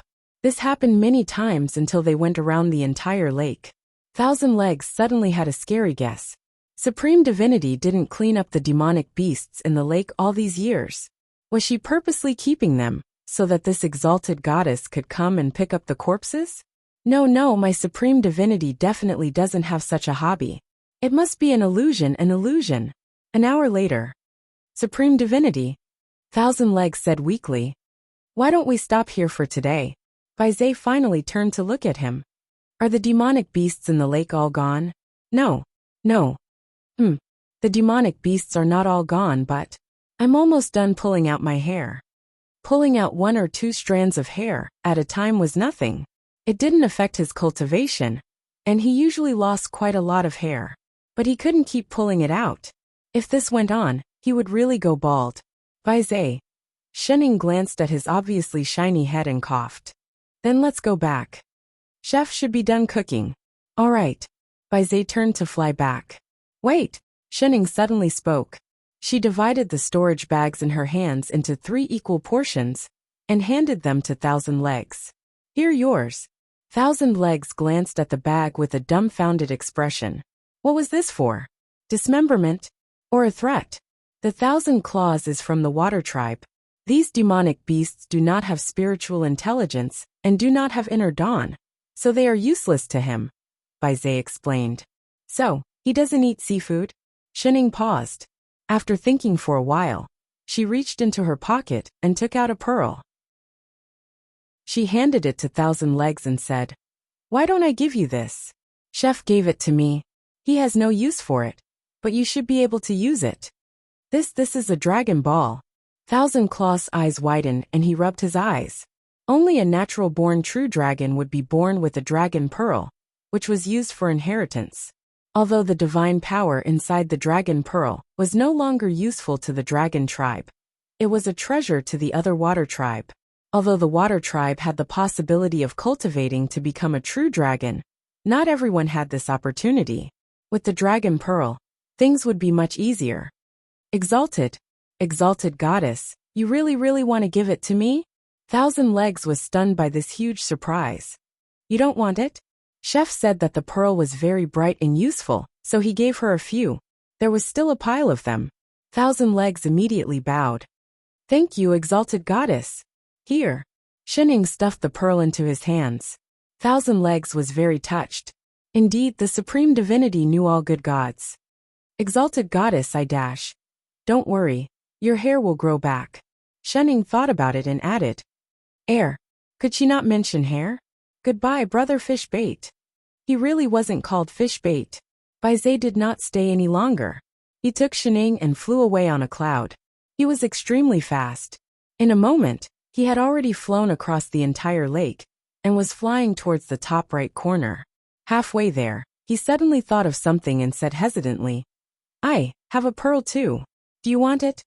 Oh, can it glow? No, it can. Then I don't want it. Baizé lowered his head sadly. I mean furball. Are you lost? They did not fly for so long when they just arrived. Baizé stiffened. A hint of panic flashed across his face. After a while he said, No. Oh, Shening did not mind. She continued to look at the bag of aquatic products with satisfaction. Baizé heaved a sigh of relief. With a thought, he sped up and flew upward. In a short while, he saw the hall in the clouds. They had come out from the front hall, but now they were at the back of the mountain. He brought Shening directly to a place in the back palace that was covered by auspicious clouds. This was a sea of flowers. Pure white jade-like flowers were blooming all over the place. Each flower seemed to be exquisitely carved, and they even carried a faintly discernible fragrance. The flowers were surrounded by thick god power. It was almost tangible. From afar, it looked like they were blooming on a blue god power. Do you like it? Baizé asked nervously. He looked straight into Shenying's eyes, as if this was a very important question. What? Shenying was a little curious why he suddenly stopped flying. She looked at the sea of flowers in front of her and realized that he was asking about flowers. It's all right. Ever since Invincible Sect planted a radish that liked to give people dandelions, she had a strange feeling when she saw all the flowers. so much so that she had the illusion that the ground was full of radishes. And they were the kind that were naked. This is a black spirit flower. His eyes became even brighter, as if his eyes were filled with stars. After I came back, I planted a lot. For you. Oh, what did it have to do with them going home for dinner? Baize's face was already completely red. He tried his best to resist the urge to turn around. Suddenly, as if he had made up his mind about something, he bent down and picked the prettiest flower and handed it over. Shun. Ing. For me? Yes. He nodded vigorously. His eyes became even brighter. He looked at her closely, as if afraid of missing something. Even the hand that was holding the flower was trembling. For you. Shening subconsciously reached out. Just as she was about to take it, her hand suddenly stopped less than half a centimeter away from the flower. She tilted her head and asked, For ball? Yes. This flower isn't for you to propose to me, is it? Oh, **Q boom. There was a faint sound of something exploding. 4 hours later, the moon was in the middle of the sky, in the side palace of White Cloud Mountain. A certain someone summoned a sword that was overflowing with cold chi. His whole body exploded with a strong murderous aura. I'm going to kill that little bitch. I Ching turned and rushed out. Chapter 264. Holy shit. Chef, what are you doing? Loman's eyes and hands were sharp, and he pulled him back. Move aside. Let me kill that little bitch who dared to flirt with Master. I Ching's murderous aura seemed to be uncontrollable. He began to attack indiscriminately. If Lone Moon was not prepared, he would have knocked Lone Moon away. What's the rush? At least listen to what I have to say. Lone Moon used a spell to press I Ching back into the chair. He turned to glare at the person in question, who was calmly eating her fruit. And then, did you agree to Baize? No. Shening shook her head. Lone Moon heaved a sigh of relief. I Ching also relaxed. You rejected him? Not really. What the hell? The corner of Lone Moon's mouth twitched. When did you learn to flirt with such a green TB'TCH's skills? I wanted to say it, but after I said that, he covered his face and ran away, abandoning me. Shening looked innocent. She ran like a rabbit, the red kind. I couldn't even stop him. I walked around for a long time before I found my way back. She didn't even make it for lunch. Lone Moon. So this was the reason why she missed lunch and could only make it for dinner? Because she spent 4 hours to find her way back. Chef, is dinner ready? Shening looked at I Ching. She walked around the back hall for the whole afternoon. She was so hungry. Master. Unexpectedly, Chef did not turn and rush into the kitchen for the first time. Instead, he said seriously, You must not agree to this. You are pure and do not know the human heart. Divine hearts are sinister. Don't be fooled by Baize. Although he did help us, you were the one who helped him return to the divine realm. That's repayment. She just wanted to eat. Master, we just arrived in the divine realm. We don't know much about this place. Don't trust people easily. The more I Ching spoke, the more serious he became.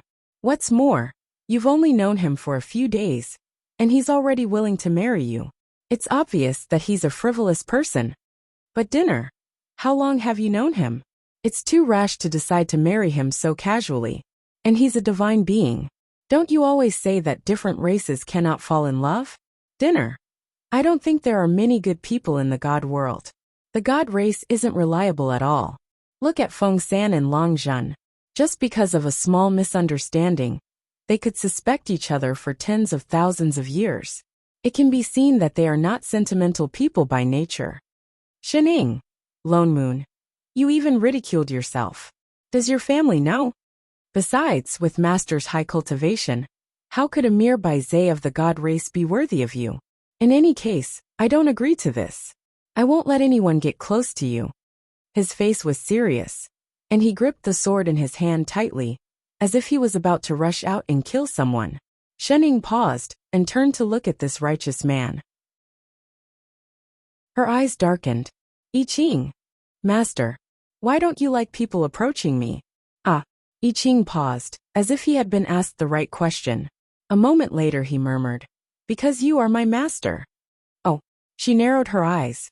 What if I take in a few more disciples? No. I Ching's expression changed as he blurted out. Why? Because. He did not want to, but he could not bring himself to say the last few words. His entire person was stunned. He felt a sense of panic in his heart, as if something that he had deliberately ignored was about to surge out and drown him. Lone Moon, who had been sitting at the side watching the show, shook his head and sighed. He could not help but step forward and pat a certain fool's shoulder. All right, you must be tired after looking for her for the whole day. Go back and rest. Don't worry. Who in this world can trick your master? She knows what she's doing. I Ching stared blankly at Lone Moon, then at Shining. He was chased out with a confused look on his face. He did not seem to have recovered at all. Like a wandering spirit, he walked in the direction of his residence. Lone Moon then glanced sideways at a certain person who was sprawled on the table lazily. What you're doing is a little unkind. Shining glanced at him. Unkind if I don't say. He choked as if thinking of something. His expression changed. All right, that's even more unkind. Then what are you thinking? I can't be bothered to think about that. You are really too lazy. Laziness was out of style. Shining swirled the teacup in her hand and murmured softly. Who asked the holidays to be ending soon? What? Nothing, Father Nyo. Do you really not have any hidden food? Daughter, I'm so hungry. Get lost. I don't have a lazy daughter like you. No matter what you decide, I'm not going to interfere in this matter. You can handle it yourself. Lone Moon pursed his lips. After a while he added, but take it easy. It's been so many years. Lone Moon then set up an isolation array and closed the door. He sat back at the table. Let's talk business. You went out to observe for a day. How was it? Did you find anything? Did you find out? Shining glanced at him lazily. I guess so. What do you mean by I guess so? Only then did he sit up, and with a flick of his hand, he threw a few bulging storage pouches on the table. What's this? Lone Moon picked one up and subconsciously tore it open. A huge fishtail suddenly shot out from the bag and hit him in the face. There was a loud smack in the room. Lone Moon, where's my knife? There are too many small animals inside. Be careful. Shining hurriedly added. What's the F*** point of saying that now? Lone Moon directly threw the storage bag in his hand back at her face. She did it on purpose. She definitely did it. Don't waste it, Father Neo. Shining caught it and stuffed the fishtail back. It's not spoiled. It can still be eaten. Where did you catch these things? Lone Moon glared at her. And they're all demonic beasts that can only be barbecued. In the lake at the foot of the mountain. At the foot of the mountain. Lone Moon stood up abruptly. His expression changed. You mean? We guessed correctly. Furball is also problematic. Shining nodded. His cultivation seems to be fine. Maybe he didn't even realize it himself. Lone Moon's expression darkened. His brows were almost in a dead knot. After a moment of silence, he could not help but curse. Shit. This is getting more and more troublesome. What should I do? Should I tell them now? I'm so tired. Shining continued to lean on the table. Indeed, using my brain is so troublesome. Father Neo, did you really not hide anything? I feel like I'm running out of blood. I need some milk. Get lost. The corner of Lone Moon's mouth twitched. You've only been out for half a day. Little Shorty should be able to come out from the spirit spring tomorrow. We should still let them know about this. I'll call them over tomorrow. With that said, he removed the isolation array around them. Just as he was about to step out of the room, he stopped. Damn it. He cursed under his breath and turned back to the table.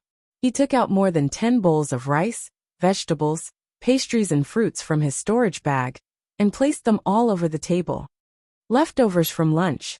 Eat, eat, eat. Eat until you die. Humph. With that said, he turned and left. Shining. Father Nyo's way of doting on his daughter was indeed very special. Chapter 265. After soaking in the spirit spring for 4 whole days, Shorty finally woke up. Lone Moon called out to her and asked her to call Bai Zai to gather at Xin Ying's side hall. Lone Moon then turned around to look for Chef. Chef looked as if he had not rested well. His little body was listless, as if he had met with some difficult problem. Especially after seeing Shining. He looked as if he wanted to say something, but stopped himself. Even his cooking skills were obviously not as good as before. Lone Moon glanced at the breakfast on the table. This was a table of soulless breakfast. He glanced at a certain someone who was calmly eating. His mouth twitched. Damn it, she was eating with relish. Why did she dislike his cooking so much in the past? He looked around and realized that one person was missing. Where's Bai Zai? Elder, I did not find Supreme Divinity Bai Zai. Shorty answered. I searched the entire Baiyun Mountain, and did not see him. Lone Moon's expression turned cold. He glared at a certain foodie and turned to I Ching. Chef, you go. You can do whatever you want. Just bring him here. I Ching, who was still in a daze, his eyes lit up. He was instantly energized. All right. With that said, he disappeared at the door in a flash. He looked very excited. Shorty. Elder I Ching went to look for someone, right? But why did he have to bring a sword and look so murderous? After all, his cultivation was high. Shorty could not find him all over the mountain. Chef brought him back in less than 20 minutes. But both of them were covered in dust and looked very disheveled. Especially Bai Zai. His originally pure white clothes were stained with large patches, and his face was green. Coming. Chef muttered and kept his sword. He took small steps and walked behind, shunning out of habit. As if realizing that his vision was blocked, he turned and moved a chair. He climbed onto it and looked over Shen Ying's head. He stared fearfully at Bai Zai, who entered the room. Little bitch, don't you dare lie to my master. I will keep my eyes on you. Bai Zai, on the other hand, saw Shining sitting in front of him the moment he entered the house. He seemed to have thought of something. His originally angry expression changed instantly, and his face turned red. His entire body was as red as a shrimp. He turned and wanted to fly away. Lone Moon was quick to react. He sealed the door with a spell and set up a few isolation arrays. Hey, that's enough. We have something serious to talk to you about. With that said, he turned to glare at the lazy bum at the table. Shining. What's with the Settle your problem first. Oh. Shining then stood up and walked towards Bai Zai. She looked straight into his eyes and said, You ran too fast yesterday. I didn't have time to reply to you. Bai Zai's heart skipped a beat. His entire face burned. Shen. That. Thank you, but I don't accept it. Bai Zai stiffened. The flush on his face instantly faded. Then I don't like you. I won't like it in the future either. I never loved. Shining patted his shoulder comfortingly. Then, she turned and sat back in her chair. Lone Moon. Xian Tong. This was a heart-wrenching scene? Wasn't it too simple and crude? Xian Tong looked at Lone Moon weakly. Elder, why do I feel that Supreme Divinity is a little pitiful? It's better to get the pain over with. Shining rejected him a long time ago. She's experienced. Then he be alright. Don't worry, it's just a breakup. He won't die. And it was a crush. But he looks so sad. He's squatting in the corner. He's petrified. It feels like he's going to be blown away. Is he really alright? Cough. Well, let's talk about serious matters. Lone Moon stepped forward and said seriously. Elder was changing the topic, wasn't he? Little Shorty, is your primordial spirit alright? He suddenly asked. Xian Tong nodded. She looked gratefully at the person who was still squatting in the corner. Supreme Divinity's spirit spring is really amazing. I feel that my primordial spirit is much more condensed than before. Even my cultivation is showing signs of breaking through. I believe we can return to the immortal realm soon. We can't return to the immortal realm for the time being. Lone Moon's expression darkened. Because it's not just you who is having problems with your primordial spirit. Chef is also having problems. As soon as he finished speaking, everyone except Shining was shocked. What? Xian Tong stood up abruptly. Elder I Ching is also injured. How can that be? Isn't he already a divine being? Who can injure? Why are you all looking at me? She stopped mid-sentence. She realized that everyone in the room was staring at her with wide eyes. What's wrong? Little Shorty, you. Lone Moon pointed below her. Xian Tong looked down and saw a familiar body on the table. It was her body. and she was floating in midair, completely transparent. Ah! How can this be? Xian Tong screamed. Subconsciously she scurried back. In an instant, the figure on the table sat up again. Xian Tong's soul had returned. Indeed, there's still a problem with little Shorty's soul. Longmun's expression darkened. That's impossible. Even Bai Zhe, who was standing in the corner, was shocked by little Shorty's sudden departure. He turned to look at her. My spirit spring does have the effect of nourishing souls. I've checked her primordial spirit, and confirmed that it has been repaired. Why would her soul leave her body for no reason? This has nothing to do with her primordial spirit, Lone Moon said. It's because her soul is missing a piece. You mean that remnant soul? I Ching suddenly thought of the array that Mother Feng had set up. She is. You and Bai Zhe aren't. What do you mean? Haven't you realized? Lone Moon scanned them from head to toe. That both of your souls are missing something? Bai Zhe, I Ching. Lone Moon's brows furrowed. His expression became even more serious. Shening, and I only just realized this. At first, we thought that only little Shorty had a problem, especially after we saw the remnant soul in the array in the underworld. But when I examined little Shorty, apart from the fact that her primordial spirit was unstable, I didn't find any problems with her soul. At first, I thought that the remnant soul was left behind before little Shorty was reincarnated. The power of reincarnation restored little Shorty's soul, so it was just a remnant soul from her previous life. But if the soul was complete, the remnant soul should have dissipated, Bai Zhe said. That's right. Lo Mu nodded. The strange thing is that the remnant soul has existed for more than a day or two. That proves that it wasn't from before she reincarnated. But little Shorty was completely fine until she was injured by the ghost immortals Yin Qi. Then, Shening reminded me that when Chef was in the egg, he also encountered the ghost immortals Yin Qi. That's why I checked on him. Although it wasn't obvious, his primordial spirit was indeed showing signs of disorder. Chapter 266. I Ching paused and instinctively checked his own essence soul. His face paled.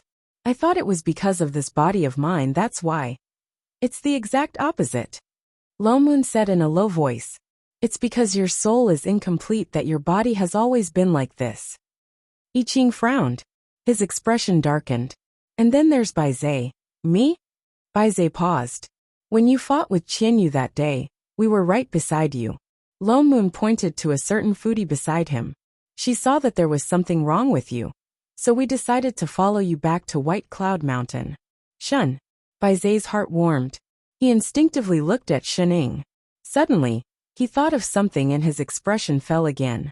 He exuded an aura of grievance. After a while he said, But there's nothing wrong with my essence soul. There's nothing wrong with your essence soul. But I'm not sure about the rest. Bai Zhe paused. What did that mean? There are countless demonic beasts in the lake under White Cloud Mountain, right? Lone Moon rolled his eyes at the foodie. Didn't you take Shening to see them yesterday? Those demonic beasts didn't exist before, right? Indeed, they didn't exist before. Do you know where they came from? Bai Zhe paused. I don't know either. They just appeared recently. I remember that back in the 3 Azure Realms, you stayed with the Yi family for tens of thousands of years. Lone Moon continued. None of the demonic beasts in the Mirage Sea dared to come ashore. Back in the divine realm, your divine power should be even stronger. Why did demonic beasts dare to appear near your residence? And all of them are low-level demonic beasts with no spiritual intelligence?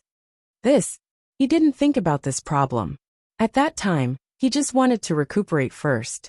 When Shening came over, she would definitely be happy. The only explanation is that there's something wrong with your soul, affecting your powers. It's just that this effect is so small that you didn't notice it at all. Lone Moon poured himself a cup of tea, and took a sip before continuing. You're from the divine race. The demonic beasts with spiritual intelligence naturally know how powerful you are, and don't dare to come close. And the low-level demonic beasts can only sense danger instinctively. They don't know who you are. The White Spirit Mountain was rich in divine power, making it the best place to cultivate. Now that Bai Zhe's soul was in trouble, These demonic beasts without intelligence would not be able to sense the danger and would naturally swarm over. Baizé fell silent. It was indeed possible. So Shining went fishing with him yesterday because she was worried? But she said she didn't like him at all. Heartbroken. Elder, you mean to say that all three of us had a strand of our soul extracted, but we didn't notice it? Xiantong asked worriedly. You are indeed missing a remnant soul, and we have found this remnant soul, but we haven't thought of a way to let it return. But I Ching and Baizé were just guessing. Lone Moon frowned. A remnant soul is different from a complete soul. We can't tell if the soul is complete. I have an idea, Baizé suddenly said. Everyone was stunned. They all turned to look at him. Baizé turned his hand, and a bronze mirror the size of a palm appeared in his hand. This is the life mirror, my lifelong Dharma artifact. Through this mirror, you can see a person's past and present life. But you have to have a complete soul.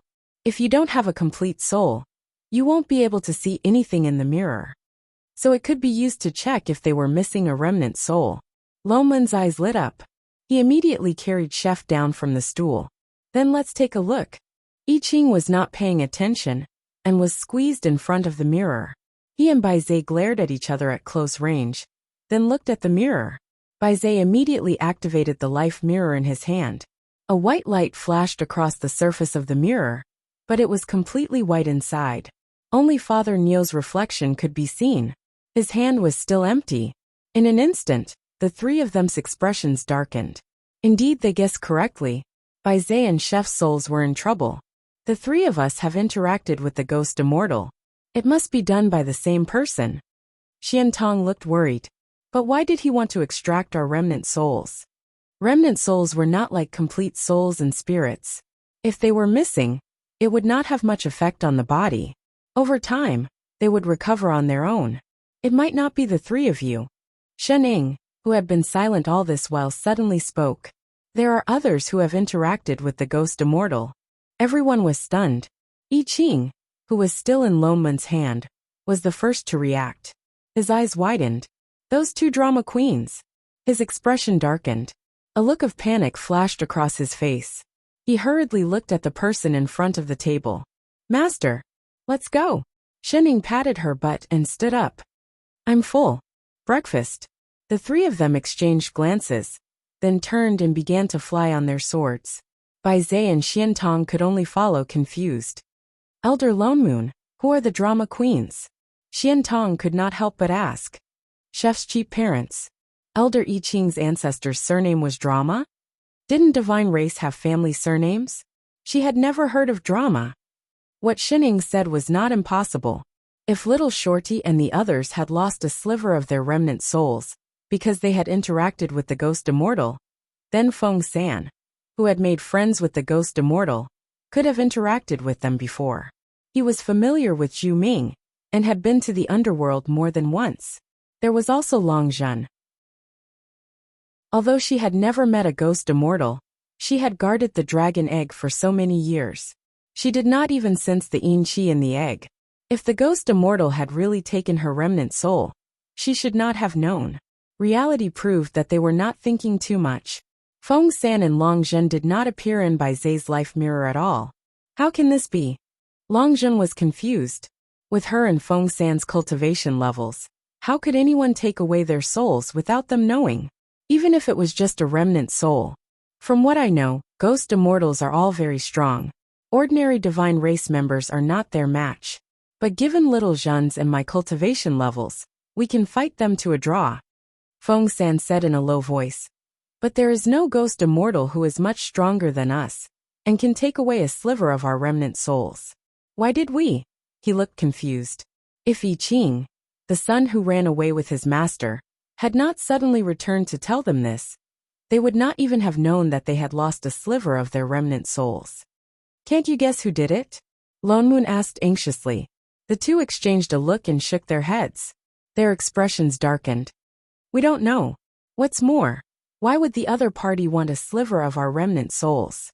Do you have a way to find your remnant souls? Lone Moon asked. After all, they were divine race members. The two shook their heads. A remnant soul is different from the 3 spiritual and 7 physical souls. We did not even notice that a sliver of our remnant soul was missing. How can we find its location? But we can ask someone what the other party wants a remnant soul for, Feng San suddenly said. Everyone was stunned. Bai Zhe suddenly thought of something. You mean Hong Yu? That's right. Feng San nodded. Supreme Divinity Hong Yu is the oldest god in the divine realm. If there's anyone who knows the most about souls, it's probably him. Long Zhen reacted as well. Then let's go to Ling Tai Mountain immediately. As she spoke, she was about to turn when the air in the hall suddenly twisted.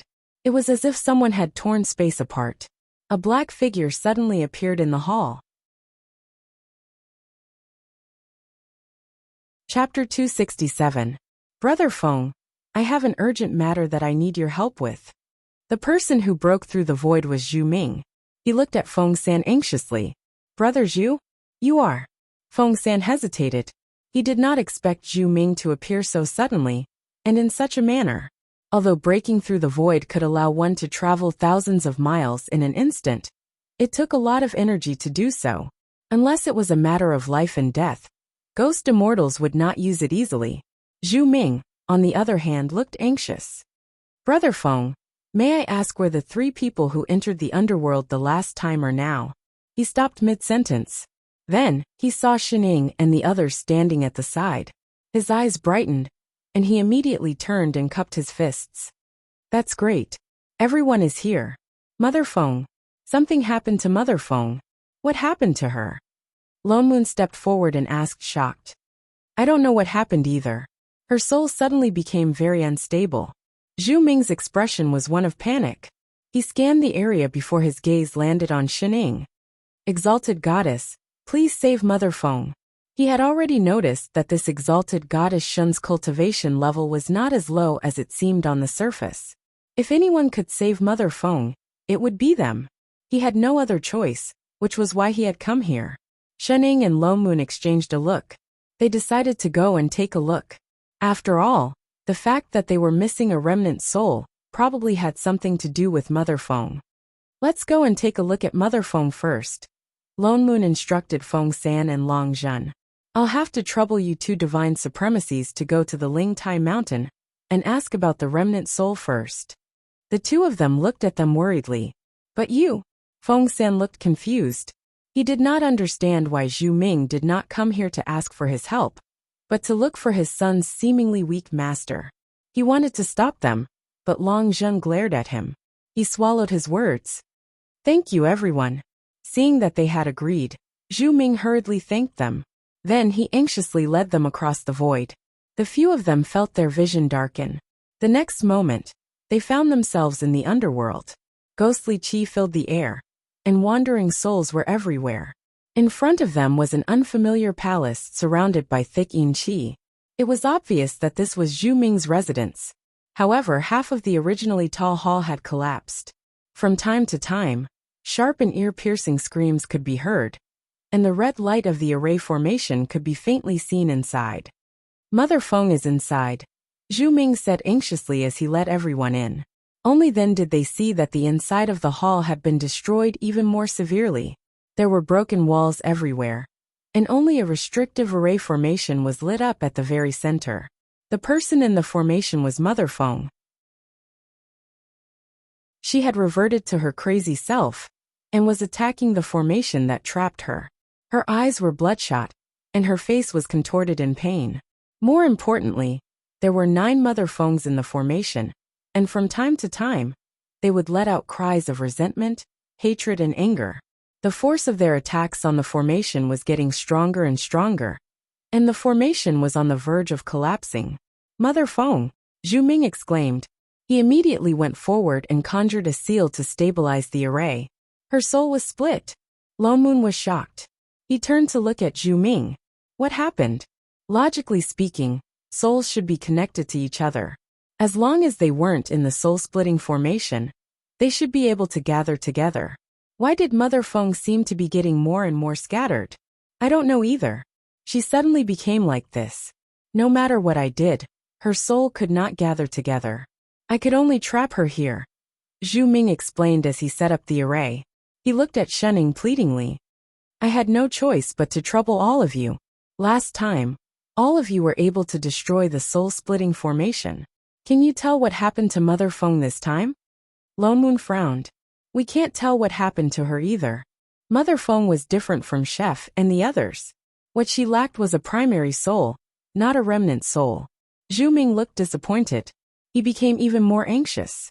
Inside the array, Mother Feng's attacks were getting weaker and weaker. Perhaps she was tired. Or perhaps her scattered soul could no longer withstand the torment. But the shrill cries were getting louder and louder. They seemed to be filled with hatred and indignation. Every word reverberated in the eerie underworld. I hate you. Why did you do this to me? Why? Heaven fall Yellow Springs, to be together forever. Ha ha ha, liars, all liars. I won't die. I won't die. Even if I become a ghost forever and never reincarnate, I will drag you down to hell with me. The great Tao is heartless. Cutting off one's emotions to gain enlightenment is all a lie. Give me back my life. Give it back to me. The cries were getting louder and louder. Suddenly, black chi appeared around Mother Feng's translucent soul. It did not look like the yin chi of a ghost immortal, nor did it look like demonic chi. It was filled with anger, as if it wanted to destroy everything in its path. Grievous energy. Zhu Ming's eyes widened in disbelief. How is this possible? Although those who were able to cultivate to the level of ghost immortal had died with great resentment, this was the underworld. The Yin River of the underworld would take away all the resentment of ghosts, preventing them from falling into madness. Therefore, ghost immortals would not easily leave the underworld. But Mother Feng's soul had already split. Why would she still have so much grievous energy? Zhu Ming's eyes widened. Suddenly he thought of something. His face turned even paler. Could it be that she still can't let it go? There's one less soul inside, Xian Tong suddenly exclaimed. Everyone was shocked. They turned around to take a closer look. Indeed, only 8 of the original 9 Mother Feng were left. The grievous energy around the soul was getting stronger and stronger. In a short while, all 5 of them were covered in a thick, black grievous energy. It was gathering towards the center, as if some invisible force was pulling it apart. Grievous energy gathering souls, Bai Zhe said in shock. The grievous energy was gathering her scattered souls. No, Mother Feng will be swallowed by the grievous energy. Zhu Ming looked even more worried. He conjured a few hand seals, but there was no reaction. On the other side, Mother Feng's scattered souls had completely gathered together. The raging cries had also stopped. Mother Feng was dressed in a long black robe. Her hair was messy as she stood in the middle of the array. 2 streaks of bloody tears flowed down her cheeks. She suddenly quietened down. Her madness was gone. They did not know if it was an illusion, but the red light in her eyes seemed to have grown brighter. His eyes were fixed on this side. Suddenly, he grinned and revealed a sinister smile. Mother Feng. Zhu Ming subconsciously took a step forward. The smile on Mother Feng's face widened until the corners of her mouth reached her ears. Her eyes bulged so much that they looked like they were about to pop out of her eye sockets. A creepy laugh suddenly sounded. Hee, you're an accomplice too. All of you deserve to die. Give me back my life, will you? Little junior brother? You remember? Zhu Ming's eyes widened. He froze. Mother Feng waved her sleeves. The grievous energy filled the air, accompanied by shrill cries, rushed towards Zhu Ming. Even the yin qi around them was pushed back. It looked like it was about to swallow Zhu Ming whole. Zhu Ming! Lone Moon exclaimed. He sent a beam of sword qi at Zhu Ming, pushing him away. That was how he managed to avoid the grievous energy. The ground rumbled. The palace that was already in ruins was now a pile of rubble. Chapter 268. Zhu Ming crawled up from the ground in a daze. Suddenly, he thought of something and looked at the array anxiously. Mother Feng. The figure in the array had disappeared. Even the grievous energy had disappeared into the array. He stood in the array panicking. What happened? Why did Mother Feng suddenly disappear? Where did she go? I Ching frowned and stepped forward to check the array on the ground. This array is not broken. I don't think she broke out of it. Then where did she go? Zhu Ming was getting more anxious. He conjured a few seals to search for her aura. After a while, he put his hands down in disappointment. I can't find her aura. Also, there are no signs of other arrays being activated. Could it be that she broke through the void? Bai Zhe asked. No. I Ching shook his head. There were no signs of any sorcery just now. Everyone's expressions were solemn. The array was not broken, and there were no signs of other arrays. How did she disappear? Zhu Ming's expression was one of despair. It was as if all his energy had been sucked out of him. He fell to the ground. Where did she go? Souls can attract each other, right? Shening suddenly asked. Everyone paused and then reacted. Soul summoning technique. Mother Feng lost her primary soul. Zhu Ming said anxiously. You're saying that someone used her primary soul to summon the other souls away? But, he changed his mind and his face darkened. I clearly trapped her with an array just now. What kind of soul summoning array in this world can use just one main soul to summon all the other souls? There is. Shening nodded. Haven't you guys seen it before? Zhu Ming paused. A moment later, he seemed to have thought of something. His eyes widened and he exclaimed in unison. That mystic realm array. Back then, that array was able to pull Shorty from the immortal realm, all the way to the divine realm, with just a sliver of her remnant soul. She's in her own residence. Zhu Ming regained his senses, and turned to fly to the right. Lone Moon and the others exchanged a look and flew up on their swords. Moss. I Ching turned to pull Shun Ying onto the sword out of habit. Halfway through, he seemed to have thought of something. His body stiffened, and the look in his eyes became even more complicated. Shen Ying, however, did not seem to notice at all. She stood behind Chef and said, Let's go. Yes, Moss. He did not know why he did not want to say the last word. He looked at Shen Ying confused. Seeing that she did not notice, he chased after her. Bai Zhe, on the other hand, glanced at the two of them and frowned. His face was filled with grievance. Zhu Ming seemed to be very anxious. He flew very quickly. Lone Moon frowned and glanced at Zhu Ming, who seemed to be in a state of panic. Zhu Ming had completely lost his composure. In a low voice, Lone Moon said, Fellow Taoist Zhu, don't you think you should explain to us your relationship with Mother Feng? Previously, he had mentioned that Mother Feng was his junior sister, and it didn't seem like they were close. But now, it didn't seem like that was the case. Zhu Ming's face paled. He looked at Lone Moon guiltily. A moment later, he closed his eyes and sighed. It's not that I'm hiding this from you on purpose. It's just that Mother Feng is too stubborn. I'm afraid that something bad will happen to her again. That's why I purposely did not mention the past. She is indeed not my junior sister. She is my senior sister.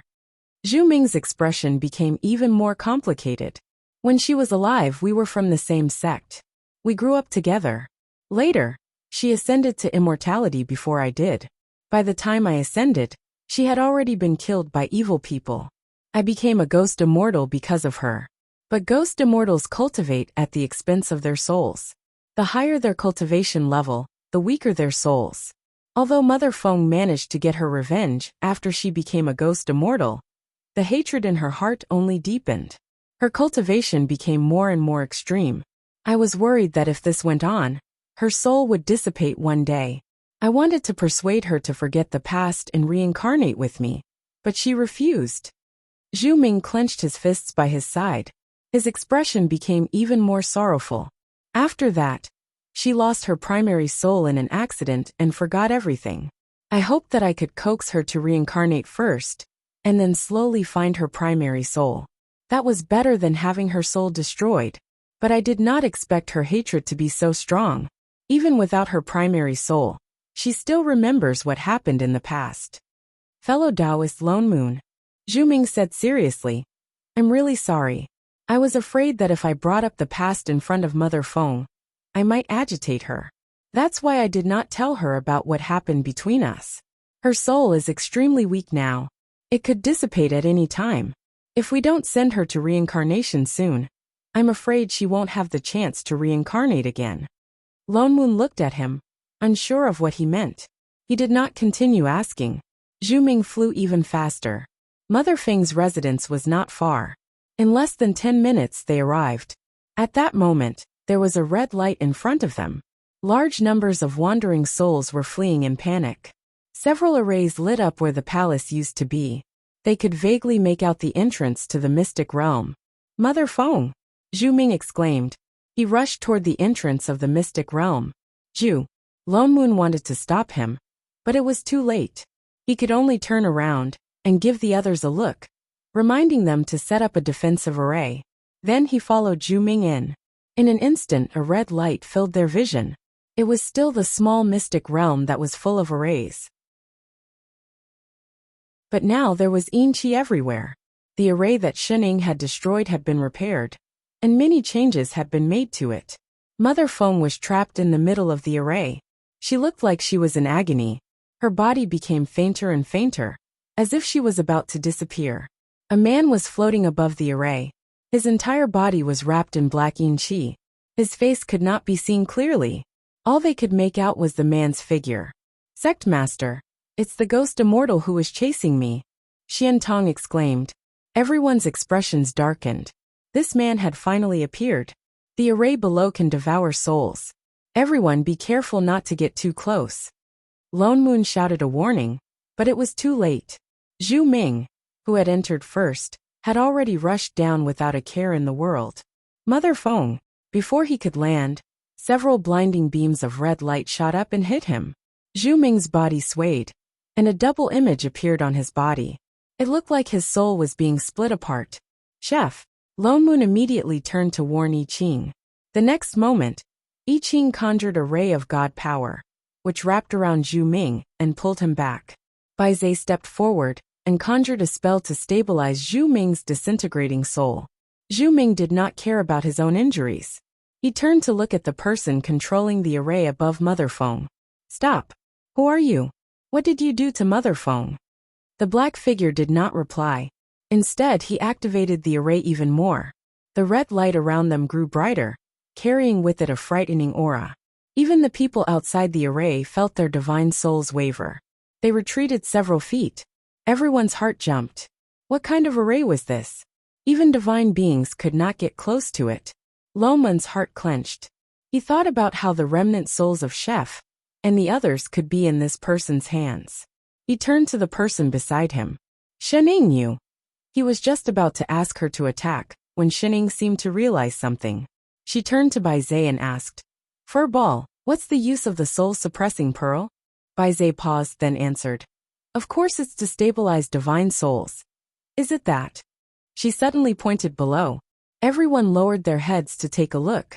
Sure enough, a pearl was faintly discernible around the black shadow's body. They did not notice it earlier, because the yin qi was too thick. Now that they looked closer, they saw that the pearl was emitting faint god power. It was the soul-suppressing pearl. Someone who could use god power to stabilize souls was definitely not a ghost immortal. Could this person be Qianyu? For the few of them shouted in unison.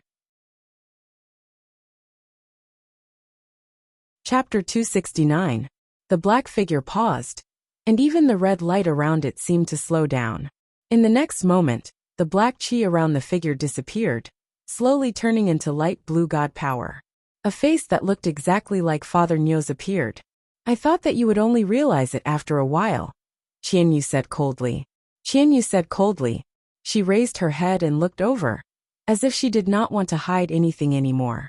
That's fine too. Let's all become sacrifices for this array. With that, he suddenly waved his hand at everyone. Immediately, the exit of the mystic realm behind them closed, and an array that looked exactly like the one below appeared in the sky. Before they could react, they felt their bodies become heavy. Their internal auras became unstable, and they could not even fly on their swords. They fell from the sky. The red light of the array became even brighter, turning the surroundings blood red. Everyone felt their primordial spirits become unstable, as if they were about to break out of their bodies. Bai Zhe forced himself to set up an array, and pulled everyone inside. Only then did the feeling of their souls being cut up stop. You've been hiding your cultivation all this time. Bai Zhe looked at Qianyu in shock as he supported the array. He had fought with Qianyu more than 100 times. He knew his cultivation best. Qianyu still looked serious and upright. It's not that I've been hiding my cultivation. It's just that I'm not the same as before. It's all thanks to your remnant soul. So it was you who took away everyone's remnant soul? Qian Tong exclaimed. Qian Yu's expression darkened. He took a deep breath and said, "It's said that the Bai Zhe family is the only divine race that has existed since the beginning of the world. They were born in the chaos, and were the divine beasts that the three gods of creation used to chase away ghosts. Souls are different from other people's. If I want to activate this array, I need your remnant soul. You need my remnant soul to increase your cultivation? Only when I'm strong enough can I do what I want. But now, it's not enough." He frowned, as if he had made up his mind about something. Suddenly, he waved his hand in the direction of the crowd. Lone Moon felt a strong suction force, and his body flew out uncontrollably. The next moment he was in Qian Yu's hand. "Father Niu." Lone Moon. Everyone was shocked, but Qian Yu had already struck Lone Moon's chest with her palm. She used all of her strength in an attempt to pull Lone Moon's soul out of his body. With a flash of red light, he suddenly withdrew his hand. However, nothing happened. Not even half a shadow of Lone Moon's body floated out, not to mention his soul.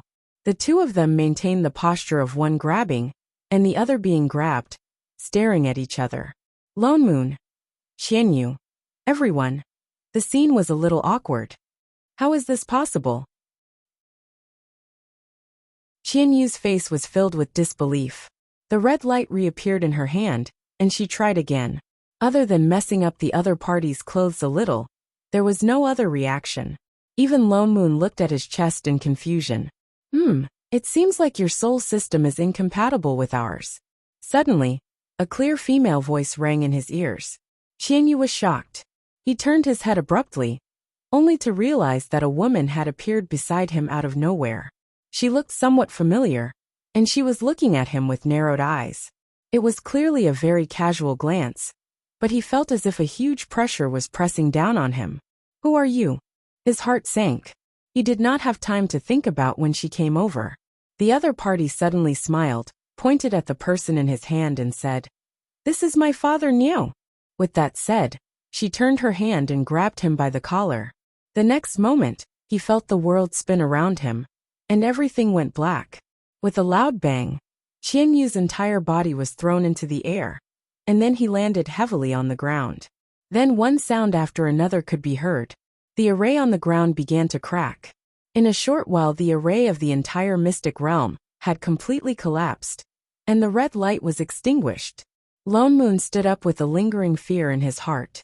He glared at the person next to him who was playing whack-a-mole, and the fire in his heart began to burn. "Damn it, next time you want to save someone, can you be faster? My soul was almost sucked out." "It can't be." Shunning stopped. So many people had lost a remnant soul, except for Father Niu and herself. This proved that Qian Yu could not suck out their souls at all. Lone Moon paused. "You mean, you knew from the start that he could not suck out my soul, but you did not tell me? Was it that obvious? Don't mind such small details." "Small details my ass. Mother ***. Supreme Divinity Bai Zhe," Qian Tong suddenly exclaimed. "Sect Master." The two of them turned to look, only to see Bai Zhe suddenly wobble, as if he could not stand properly. He squatted down, his face drained of all color. "Furball? What's going on?" Lone Moon hurried back and checked his meridians. His eyes widened. Why is his primordial spirit injured? He was fine just now. "Mother Feng!" Zhu Ming exclaimed as well. Although the array had been destroyed, Mother Feng's soul did not stop dissipating. Instead, it became even more transparent, as if it would shatter at the slightest touch. Zhu Ming panicked. "Ha ha ha ha ha." Qian Yu, whose god power had been destroyed by Shining, suddenly laughed maniacally. "Their remnant souls are under my control. If I die, they won't survive either." Everyone's expressions darkened. Bai Zhe, on the other hand, turned to look at Shining, who was still stepping on Qian Yu. His eyes brightened, and he suppressed the agitation of his primordial spirit. "I'm fine. Shen, are you worried about me?" Actually, you can shut up." Before he could finish, I Ching squeezed in between them, his expression dark. He interrupted. "My master does not have god power. If you don't want to die, hurry up and recover." It's just a remnant soul. I'm fine. Shun. I'm the only divine being here. No one else can help you. I don't need your help. Supreme divinity, don't stand on ceremony. Baize annoying. I Ching. Little b asterisk tch. Crackle crackle crackle. The air crackled with electricity. Lone moon. Shining. Xiantong. They could still quarrel. Looks like he's really fine. Underscore. Mother Feng. Mother Feng was in a terrible state. Baize was just a remnant soul, while Mother Feng was the primary soul. Shunning looked back and forth between the two of them. She did not want to continue fighting. Qianyu, Mother Feng has no grudge against you. Why are you doing this? Zhu Ming asked angrily. Qianyu snorted. Ghost immortals should not exist in this world. I'm doing this for the entire divine realm. You. Zhu Ming was livid. He clearly did not believe Xin Ying's explanation. He summoned his weapon and was about to snatch the primary soul back. Mother Feng, who was in a frenzy in his arms, suddenly rushed out. Her almost transparent body was suddenly filled with grievous energy. The blackness was so thick that it looked like ink was about to drip out of it. Tears of blood flowed out of her eyes as she rushed towards Qianyu. Bian Xinchen, return my life. Chapter 270. Mother Feng was extremely fast. Her grievous energy seemed to be able to devour everything. Shenning subconsciously took a few steps back. Qianyu was sent flying by her. The grievous energy around him seemed to be able to corrode everything. His dharma robes melted, and even his flesh started to corrode. His bones could be seen. Suddenly, a golden light flashed across his body, and Mother Feng was sent flying. The image of a golden lotus appeared around him, enveloping him completely. The grievous energy around him dissipated as well. He took a deep breath and looked at Mother Feng in horror. You are. Zhu Ming seemed to have thought of something. He looked at Qianyu in disbelief. Qianyu snorted. His face, which looked exactly like Father Niu's, began to change. His disguise slowly faded. In a few moments, he had become a completely different person. It really is you. Zhu Ming's eyes widened. He was shocked. You. How is this possible? Mother Feng, who had been sent flying, continued to charge forward. Bian Xinchen, I'm going to kill you. I'm going to kill you. She had completely lost her mind. Every time she was sent flying by the golden light, she would charge forward again and again. Every time she charged forward, her soul body would grow fainter, and the grievous energy around her would grow thicker. She was about to be swallowed up by the grievous energy. Zhu Ming once again used his sorcery to stop her from killing herself. He looked up angrily at the person in front of him. Bian Xinchen, you're still alive. No wonder Mother Feng refused to reincarnate all these years. Her enemy was not dead at all, and he had become Supreme Divinity Qianyu. Of course I won't die before I complete my great Tao. He looked at Shenning fearfully and took another step back. Mother Feng is the biggest obstacle in my great Tao. Obstacle? Zhu Ming clenched his fists, his expression furious. Bian Xinchen, do you still have a heart? She is your wife. She treated you wholeheartedly. She has never let you down. But what did you do to her? In order to complete your great Tao, you destroyed her cultivation, took out her immortal bones, and made her die of grievous hatred. You've already caused her so much harm. What more do you want? Bian Xinchen did not look the least bit guilty. He remained calm. To complete my great Tao, I have to make sacrifices. You, Zhu Ming. Bian Xinchen's expression darkened. He scoffed and said, Don't you forget that you were the one who told me that only the heartless Tao could help me become a god. Zhu Ming's body shook and his face turned pale. Many emotions flashed across his eyes. I did not think that you would really do that. Just for Mother Feng? Bian Xinchen interrupted him, his eyes full of sarcasm. You've liked her since you were young. When you gave me the Heartless Tao technique, I already knew your motive. It was to make Mother Feng give up on me. Now that both of you are ghost immortals, it can be said that I have fulfilled your wish of so many years. Shut up, Zhu Ming roared. His expression was one of regret and anger. He pointed the sword in his hand at the person in front of him. I did have selfish motives back then, but I never thought that you would really. He could not continue. His entire body trembled as he gritted his teeth and said, "Kill your wife to prove your Tao." As soon as he said this, everyone present took a deep breath. Shit. Another scumbag. So he was the one who killed Mother Feng in her previous life. They were husband and wife. It was no wonder that Mother Feng was so angry even after losing her primary soul. Bian Xinshan's expression did not change in the slightest. Cutting off all emotions is the key to achieving the Tao. Only by killing my wife can I become a god. I have never regretted killing her. Bian. Xian. Chen. Zhu Ming was getting angrier. Don't forget, you had a part in Mother Feng's death. Zhu Ming's body stiffened. His face turned even paler, but he continued to glare at the person in front of him.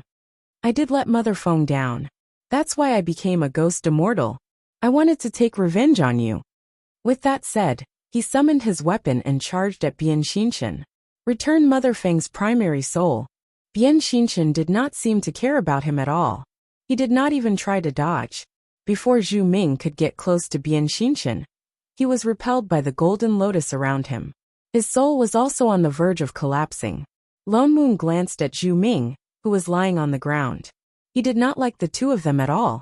Although he knew that Zhu Ming was hiding something, he did not expect it to be something like this.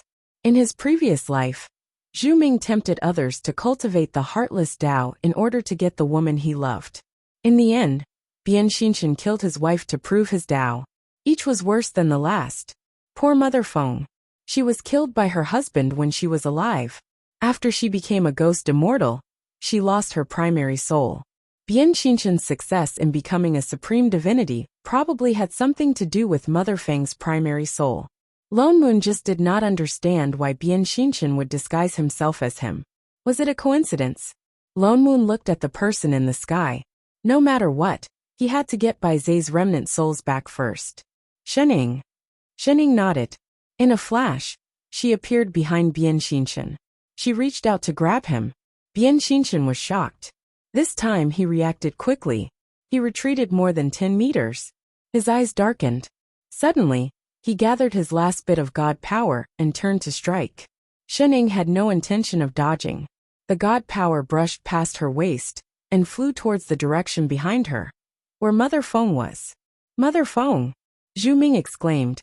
He rushed over, but he was too late. The god power hit Mother Feng directly, and the array trapping her instantly dimmed. Before anyone could react, Mother Feng rushed out once again. Her body was brimming with resentment as she rushed towards Bian Xinshan. Using all her strength, she shouted, "Bian! Xian! Chen! Mother Feng, don't!" Zhu Ming cried out. But it was too late. Mother Feng was already engulfed by the grievous energy. Her thin, cicada-like soul body collapsed with a ding. It turned into spots of light and disappeared into the black grievous energy.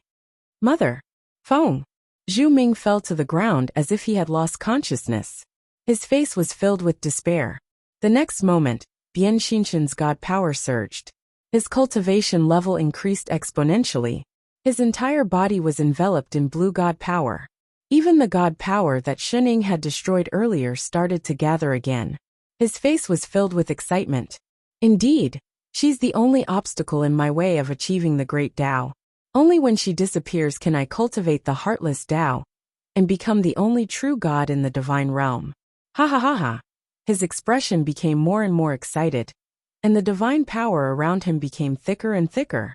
The pressure that filled the sky came crashing down on everyone, and everyone felt their blood boiling. Shorty, who had the lowest cultivation level, fell to one knee and spat out a mouthful of blood.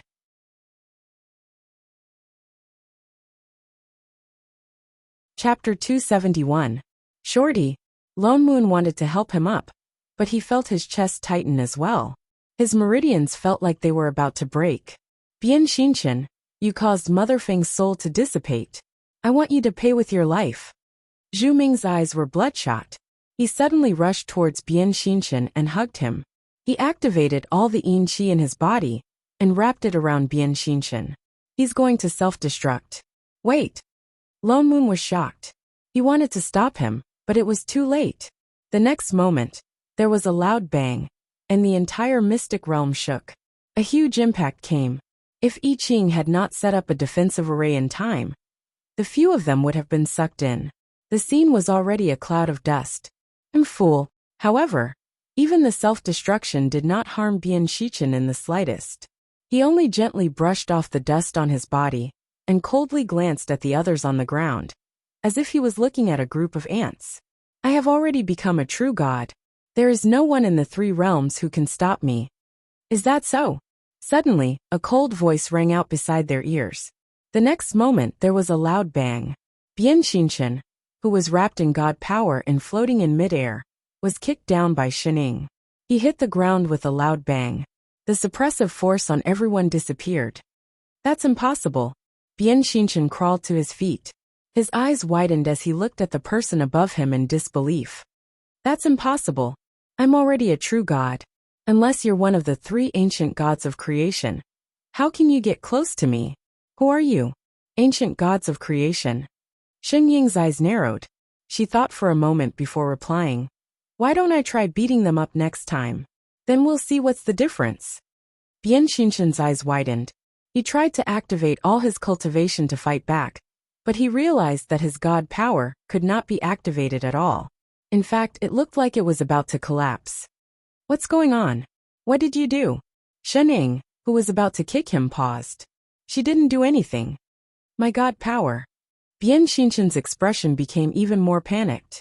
The god power around him started to dissipate like a hole in his body. His cultivation, which had just been rising, started to drop. No matter how he tried to stop it, it did not work. That's impossible. I've already cultivated the Heartless Tao. Mother Feng's soul was destroyed. How did this happen? Suddenly he seemed to recall something. His face filled with hatred. It's Zhu Ming. Zhu Ming. He lied to me. This Heartless Tao can't cultivate to become a true god. There's nothing wrong with the Heartless Tao. The one with the problem is you. Bian Shinshin paused. What do you mean? Who gave you the idea that killing your wife can prove your Tao? Cutting off affection and love is the way to be heartless. I did not do anything wrong. Shening could not help but kick him. Your brain is on your head. Being heartless is also your way of thinking. Is there something wrong with your understanding? Or is there something wrong with your IQ? Do you think that killing the person you like will break your love?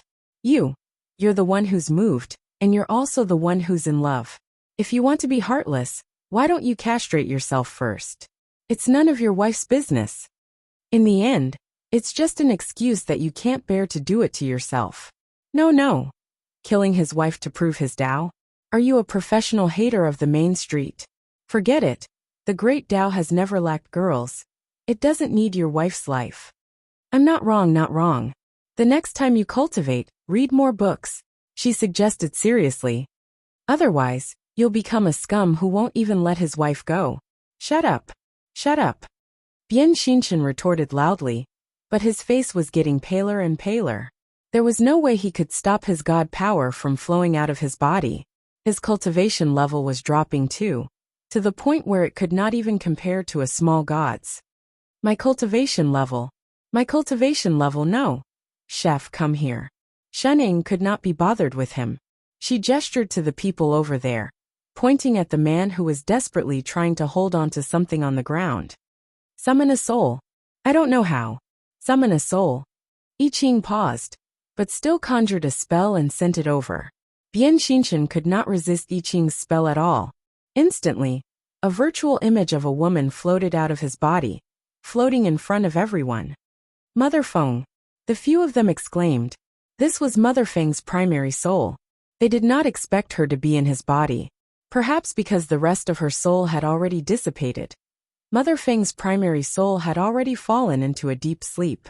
Her eyes were closed, and she looked very peaceful. She did not look like she was before, her face full of blood and tears. Lone Moon quickly conjured a spell, and kept Mother Feng's primary soul. Although there was only a sliver of her primary soul left, as long as she was placed in the river of forgetfulness, the power of samsara would be able to repair her soul one day. As for Bian Shinshin, the moment Mother Feng's primary soul left his body, his cultivation level dropped even further. All the blue god power in his body disappeared. In an instant, His cultivation level was even lower than Xiantong's. Everyone frowned. Suddenly, they understood why he wanted Mother Feng's primary soul. Just as Shenning had said, he killed his wife to prove his Tao. He did not cultivate the heartless Tao. Perhaps he even helped Mother Feng. The moment Mother Feng died, she no longer had any feelings for him. That was why she could cultivate to become a ghost immortal in the underworld. Perhaps Bian Xinshan's cultivation level increased greatly the moment he killed Mother Feng. But as time passed, he must have discovered something wrong. That was why he tried his best to seal Mother Feng's primary soul in his body. His cultivation level came from Mother Feng. That's strange. Where are the remnant souls of the others? Lone Moon asked anxiously. He conjured a few soul-summoning spells, but there was no sign of the other remnant souls. There was only Mother Feng's primary soul in Bian Xinshan's body. Ha ha ha ha. Bian Xinshan suddenly laughed maniacally. His eyes were filled with hatred as he looked at them. Do you think I set up this mystic realm just to kill Mother Feng? What do you mean? Lone Moon's heart sank. So what if you got Mother Feng's primary soul? Soon, all of you will be like her, never to be reincarnated. He laughed even more maniacally. If I can't become a true god, all of you will die with me. What did you say? Everyone was shocked. Bian Xinshan conjured a spell. The next moment his body and his soul began to crack like glass. He disappeared in front of everyone's eyes. This is a sacrifice, Bai Zhe exclaimed. Before anyone could react, the ground suddenly shook, and the entire mystic realm began to collapse. Faint rumbling sounds, each louder than the last, could be heard, and bursts of red light shone from above. What's wrong? It's outside. Lone Moon looked up and shouted. This mystic realm is going to collapse. Let's get out. The few of them mounted their swords and rushed out. The moment they exited the mystic realm, they found themselves in a sky full of red light. The red light from the array was everywhere. It was like pillars of light, shooting up into the dark sky. It was as if the sky was being torn apart. Chapter 272. Bian Xinshan used his soul as a sacrifice just now. He must have activated some array. Bai Zhe shouted, gesturing for everyone to rush out of the red light. The group did not hesitate. They flew away from the red light on their swords. Looking back, they saw that the red light was spreading endlessly in all directions. It was like a spider's web covering the entire ground.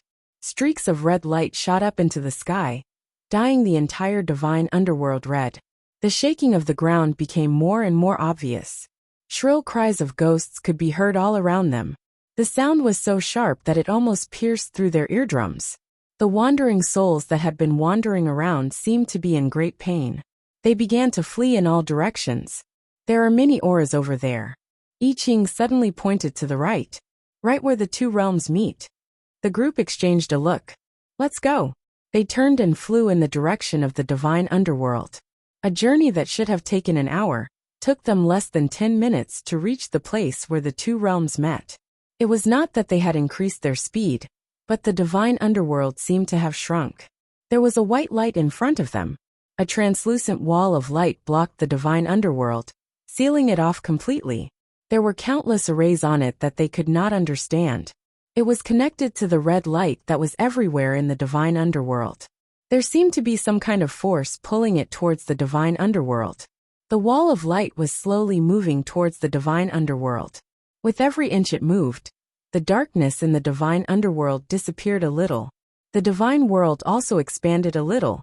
It looked like the divine underworld was being swallowed up. They did not know what the wall of light was. Every time the wandering souls from the divine underworld touched it, their soul bodies would begin to crumble, and they would scream in agony. What was even more shocking was that behind the wall of light, there were countless divine beings from different races. They were all making hand seals in unison, as if trying their best to push the wall of light in front of them to swallow up the divine underworld. They could vaguely see familiar figures inside. That's the drama queen? I Ching paused. He looked at the two people at the front of the group. Feng San Longzhen. Lone Moon stepped forward and shouted, "What are you doing? What array is this?" The person on the other side didn't reply, as if he didn't hear their shouts at all. He just maintained the formation with a dull expression. Their souls have been controlled by someone, and have become one with the array. They can't hear us at all. Bai Zai's face darkened as he explained. The others should be the same. Everyone's hearts trembled. They looked at the countless figures outside the matrix in disbelief. There were at least tens of thousands of people here, who could control so many people at the same time. Moreover, they were all from the divine race. They are all divine beings. How can they? Lone Moon stopped mid-sentence. His eyes widened, and he exchanged a look with Shining. Both of them exclaimed in unison. Remnant soul. Too, everyone's faces paled. Originally, they thought that they were the only ones who had lost their remnant souls. But now, it seemed that all the people outside had lost their remnant souls. In other words, more than half of the people in the immortal world had been affected. F*CK. I have to admit that this maneuver is awesome. This was simply to destroy the netherworld. But who would do such a thing? Lone Moon turned and pulled I Ching back. In a low voice he instructed. Chef Bai Zai, the two of you stay away from the array. The wall of light was moving faster and faster. It carried with it a destructive aura. Without a doubt, if they touched the wall of light, they would be destroyed just like those wandering souls. The few of them had no choice but to retreat. Lone Moon scanned the crowd anxiously. We have to find the person controlling them quickly. Otherwise, the entire netherworld will be finished. Elder Lone Moon, look. Xian Tong suddenly pointed to the right and shouted. Everyone turned to look. Not far to the right, the wall of light suddenly emitted a beam of white light. It cut through the darkness of the netherworld and went straight to the deepest part of the netherworld. It seemed to be cutting a path. They could vaguely see a white figure flying towards the depths of the light. That should be the mastermind. Chase. Lone Moon reminded them. He turned and rode on his sword to chase after it. The others did not hesitate. They all followed. The figure in front was very fast. Even though everyone was trying their best to chase after it, they could only see a shadow. Lone Moon gritted his teeth and was about to speed up to chase after it. Father Niu. Shining suddenly reached out and pulled him back. Lone Moon almost fell off from his sword. Shining, you dash. There's a river. She reminded him. She also grabbed Xian Tong and Bai Zai, who were about to fly over. In river. Lone Moon was shocked. He almost forgot that there was such a thing in the netherworld. He looked at the person who was already a white dot. He became more anxious. Let's go around. Too slow. Just as he was about to ask Shining to bring them around, she suddenly spoke. Lone Moon's heart sank. He suddenly had a bad feeling. Wait, Shining, don't tell me dash. Before he could finish his sentence, he felt his collar tighten, and in an instant, his whole body was dragged forward. There was a buzzing sound in his ears, and all that was left was a blur, and the three people who were also being dragged forward. The four of them. In the blink of an eye, the figure that was still a white dot in front of them was getting closer and closer. A moment later, they felt their ears stop buzzing. They had already stopped in front of the white figure. It was a white-robed old man with a head of white hair. Even his beard was white. There seemed to be a habitual trace of a smile on his lips. He looked like an amiable old man. There was not a trace of hostility on his face. He did not look like someone who wanted to destroy the entire netherworld at all. It's you. The old man frowned. He looked straight at Lone Moon. There was no panic in his eyes. Instead, he looked like he understood. My prediction was right. You are the biggest variable. You know. Ugh. Before Lone Moon could finish, his expression changed. The side effects of moving at such a high speed exploded. He turned and vomited. His face turned green. His vomiting seemed to have turned on some kind of switch. I Ching, Bai Zai and Shorty all turned their heads. Their faces turned green as they started vomiting. They looked like they were going to vomit their bile out. In an instant, there were only two people standing opposite each other, and four people who were bent over and vomiting. Shining. The old man. The scene was extremely awkward. Straight face, he knew it would turn out like this. Shining had run away really fast. Lone Moon conjured several spells on himself before he managed to suppress the urge to vomit. He looked at the person opposite him. Who exactly are you? Before he could finish speaking, Bai Zai, who had also recovered, exclaimed, "Supreme Divinity Hong Yu."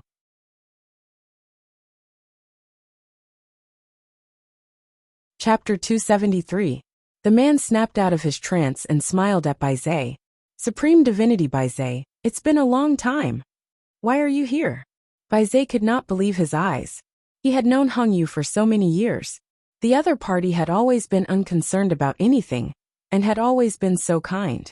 Although he was the person with the highest cultivation level in the divine world, he could not even bear to hurt the wild beasts. He could even share his cultivation techniques with others. "Hong Yu, you really want to destroy the underworld?" Hong Yu's smile deepened. He had no intention of hiding it at all. "This is my lifelong wish." "Why?" He had never thought that the person who wanted to destroy the underworld would be him.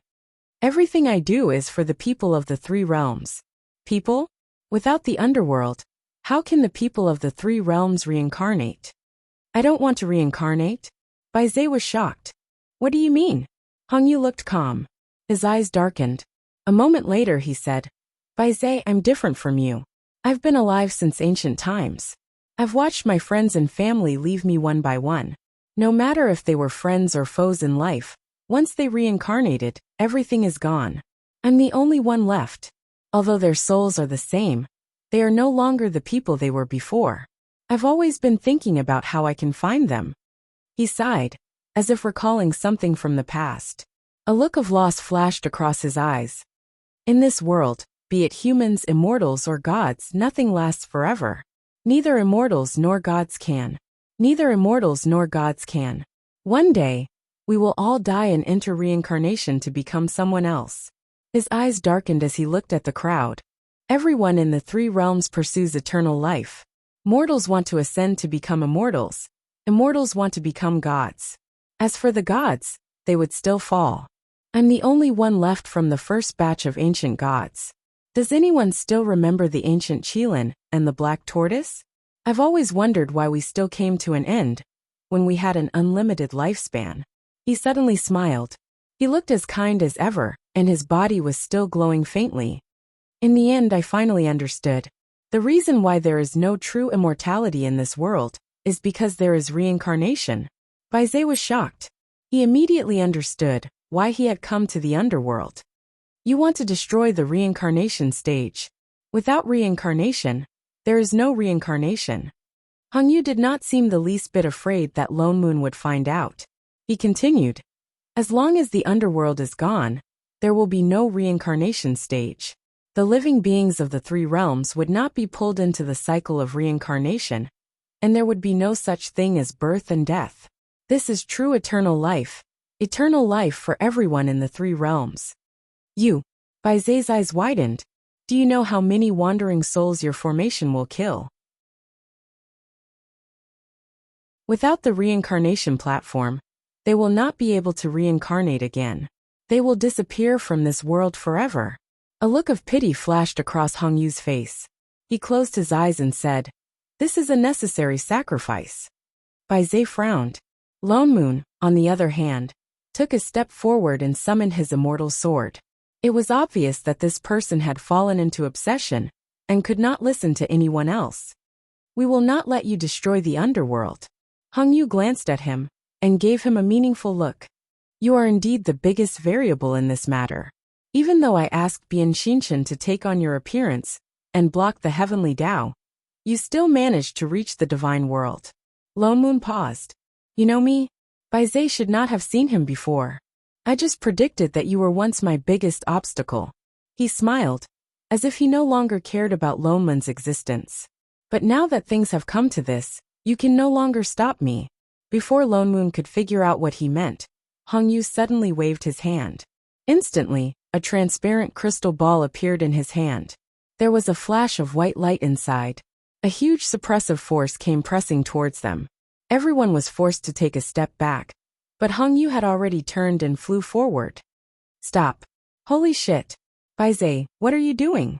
Just as he was about to stop Hong Yu, Bai Zhe suddenly turned around with his sword and attacked him.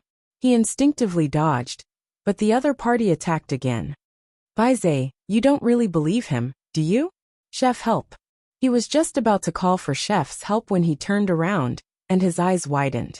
Chef had unsheathed his sword, but he was not helping Hong Yu. Instead, he was stabbing at Shening. Shening! Ha! Shening subconsciously turned to the side, only to see the sword in Chef's hand directly brush past her body and fall to the ground, creating a huge pit. I Ching! Lonmun's eyes widened in disbelief. He took a closer look at Bai Zai and I Ching. They looked dazed, as if they had lost their minds. He immediately thought of Feng San and Long Zhen. Shit! Shening! And the others are being controlled by that old man Hong Yu. Lonmun reacted. As he dodged, he shouted, Bai Zai and Chef's remnant souls are in his hands. Shening frowned, and turned to look in Hong Yu's direction. She realized that he had not gone far. He was standing not far away. He waved his hand in front of him. Immediately, the darkness around them dissipated, as if something had been opened. A golden light shot into the sky. It's the reincarnation stage, Lonmun exclaimed. Shening turned to rush over, but I Ching's figure flashed, and he stood in front of her again. She paused. Chef, they're being controlled. They have no consciousness. They're only attacking you with their remnant soul's instincts. Lonmun shouted. He can't hear you. Indeed, I Ching did not reply. He conjured a seal and froze Shenying's body. He waved his hand expressionlessly. Instantly, a sky full of swords appeared. The cold swords were all aimed at her.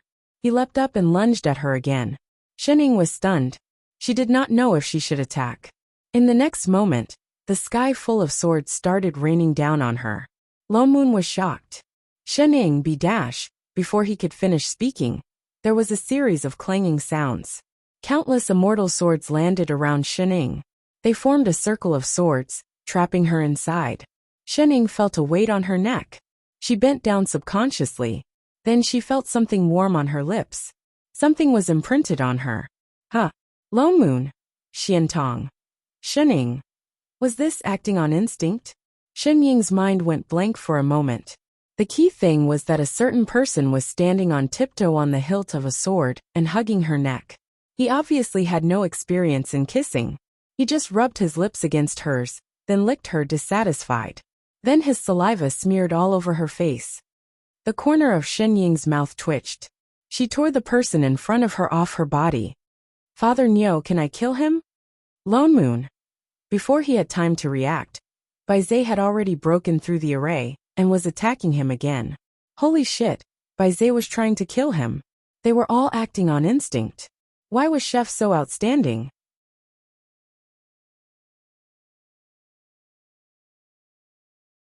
Chapter 274. Help. He had no choice but to turn to Shening for help. Shening did not hesitate. In a flash, she grabbed Chef, who was still trying to climb onto her body, and came over. She grabbed Bai Zai's sword-wielding hand and flung him to the ground. Lonmun hurriedly activated his immortal chi and knocked the back of their heads twice. He also conjured a few spells to make them fall asleep. The two of them finally fell over. Sect Master Elder. Xiantong pointed in front of her in a panic. The two of them looked up. Not far in front of them, there was already a huge patch of white light. They could vaguely make out many figures. The array had already forced them here. So fast. Lonmun hurriedly turned to look at Hong Yu. He was already standing on the reincarnation stage, surrounded by all sorts of unfamiliar array formations. The pearl that he had used to control Bai Zai and Chef was floating on the reincarnation stage, glowing with a blinding white light. There seemed to be a huge amount of energy inside it that was about to explode. Everyone's remnant souls must be inside there. He's trying to make that soul pearl explode. Lonmun's face paled. He exchanged a look with Shening and rushed over. Lonmun activated all the sword chi in his body and swung his sword at Hong Yu, who was in the middle of setting up an array. Just as the huge sword chi was about to hit Hong Yu waved his hand, and a wave of god power dissipated the sword chi. I told you can't stop me. Hong Yu's expression darkened. Lonmun smiled and pointed in front of him. I can't, but she can. Hong Yu turned back to see that Shening was already standing on the reincarnation stage. She reached out and scooped up the pearl that was floating on the stage. How can this be? Hong Yu was shocked. Finally, a hint of anger appeared on his face. Put the soul pearl down. Immediately, the sky filled with wind blades attacked Shening. Shening, be careful of the soul pearl. Lone Moon shouted. Shening, who was just about to retaliate, paused. She turned and retreated several feet. The sky filled with wind blades missed their target. They all struck the surroundings of the reincarnation stage. The surrounding array dimmed. Even the huge red array that covered the entire underworld seemed to flicker. Lone Moon's eyes brightened. He immediately understood. Shening, the array around the reincarnation stage is the eye of the array outside. Destroy it. Shening did not hesitate. She held the soul pearl in one hand and punched the ground beneath her feet. With a loud bang, the entire array formation cracked. One by one, the cracks spread towards the surrounding array formations, and wherever they passed, the red light would instantly extinguish. The fissures continued to spread, splitting apart the withered ground and layers of array formations, and finally, the reincarnation platform. Shening, Lone Moon, Hongyu, Air. Father Neo, if I said I didn't do it on purpose, would you believe me? Believe your sister. Lone Moon felt the urge to kill someone. Are you a freaking spy sent by a monkey? It's one thing for you to smash the ground, but why did you smash the reincarnation stage as well? She was in cahoots with Hongyu, wasn't she? Fortunately, there were only some cracks on the reincarnation stage. It had not collapsed yet. Crack, a crisp sound rang out. The ground suddenly shook. Before Shening could retract her fist, there was a sudden crash. A crack about a meter wide appeared on the ground, and it started to tear towards the reincarnation stage. Holy shit! Holy shit! Holy shit! What he wanted really came true. Lone Moon's face turned pale. Oh no, oh no. Father Neo, give me your sword. Ah! Lone Moon was still confused. Shening took the sword from his hand and turned to the right. She gripped the sword tightly in her hand and stabbed it into the ground. There was a loud crash. An even bigger crack appeared on the right side, stopping the crack that was spreading towards the reincarnation stage. The crack stopped immediately. Lone Moon heaved a sigh of relief. Damn it, he was scared to death. Elder Sect Master. Suddenly, a voice filled with fear rang out. The two of them turned to look and their eyes widened. Shorty. They did not know when Shorty had been caught by Hongyu and placed on the reincarnation stage. What are you trying to do? The soul pearl is gone. This girl's soul is special. She can still destroy the reincarnation stage. Hongyu suddenly smiled at the two of them, as if he had accomplished something big. He grabbed Xian Tong and jumped into the reincarnation stage. Shorty. Lone Moon was shocked. It was too late to rush over. The two of them were no longer on the reincarnation stage. All he could see was a patch of golden light. Lone Moon was anxious. Hongyu was doing this on purpose. He had no intention of using the soul pearl to destroy the reincarnation stage. He wanted to use Shorty's soul. What should we do? Shening, can you see Shorty? No. Shening shook her head. Suddenly she recalled something. Father Neo, the pearl containing Shorty's remnant soul is with you, right? Yes, but... Throw it in. What? Quick! Lone Moon retrieved the soul bead and threw it into the reincarnation stage. In the next moment there was a loud crash. The reincarnation stage began to collapse inch by inch. The golden light inside seemed to be blown away, scattering in all directions. Like fluorescent light, it slowly dimmed. Lone Moon looked at the surrounding fluorescent light in a daze. His eyes darkened. Shorty, she's already gone back. Shening suddenly interrupted. What? Lone Moon paused. He realized that Shening was looking in the direction where the fluorescent light was dispersing. He followed her gaze and found that the fluorescent light that had dimmed earlier was suddenly lighting up again. It was getting brighter and brighter.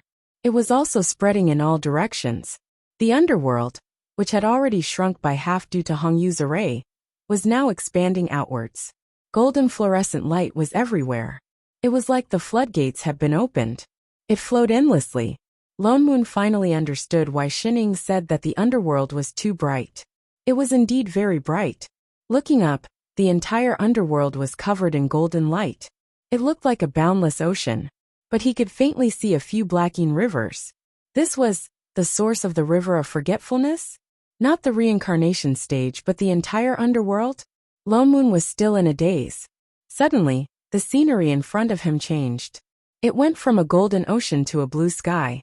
This was the divine territory of the ancient gods. Sect Master, Elder Lone Moon. A familiar voice sounded from behind. Lone Moon turned back to see a familiar figure walking over from afar. Her lips were curved in a bright smile. Shorty. Lone Moon was overjoyed. That was great. She was fine. Just as he was about to step forward, Shenning suddenly spoke. Mingpa. What? Chapter 275. Lone Moon paused. He glanced at Shenning, and then at Xian Tong, who was smiling even wider. What the hell? I'm still used to you calling me Shorty. Xian Tong smiled a little proudly, and walked quickly to Shenning. Sect Master is indeed as wise as ever. When did you realize that? I even sealed my memories and split off a remnant of my soul. Shenning thought about it seriously. From when the God Fiend asked us to find you. Mengpo's mouth twitched. She looked listless. Didn't you find out from the beginning? Sect Master, can't you give me some face? Can't you coax me some other time? Oh. Shenning nodded and continued. Then let's start from the first time I saw you and felt that your soul was abnormal. Wasn't that even earlier?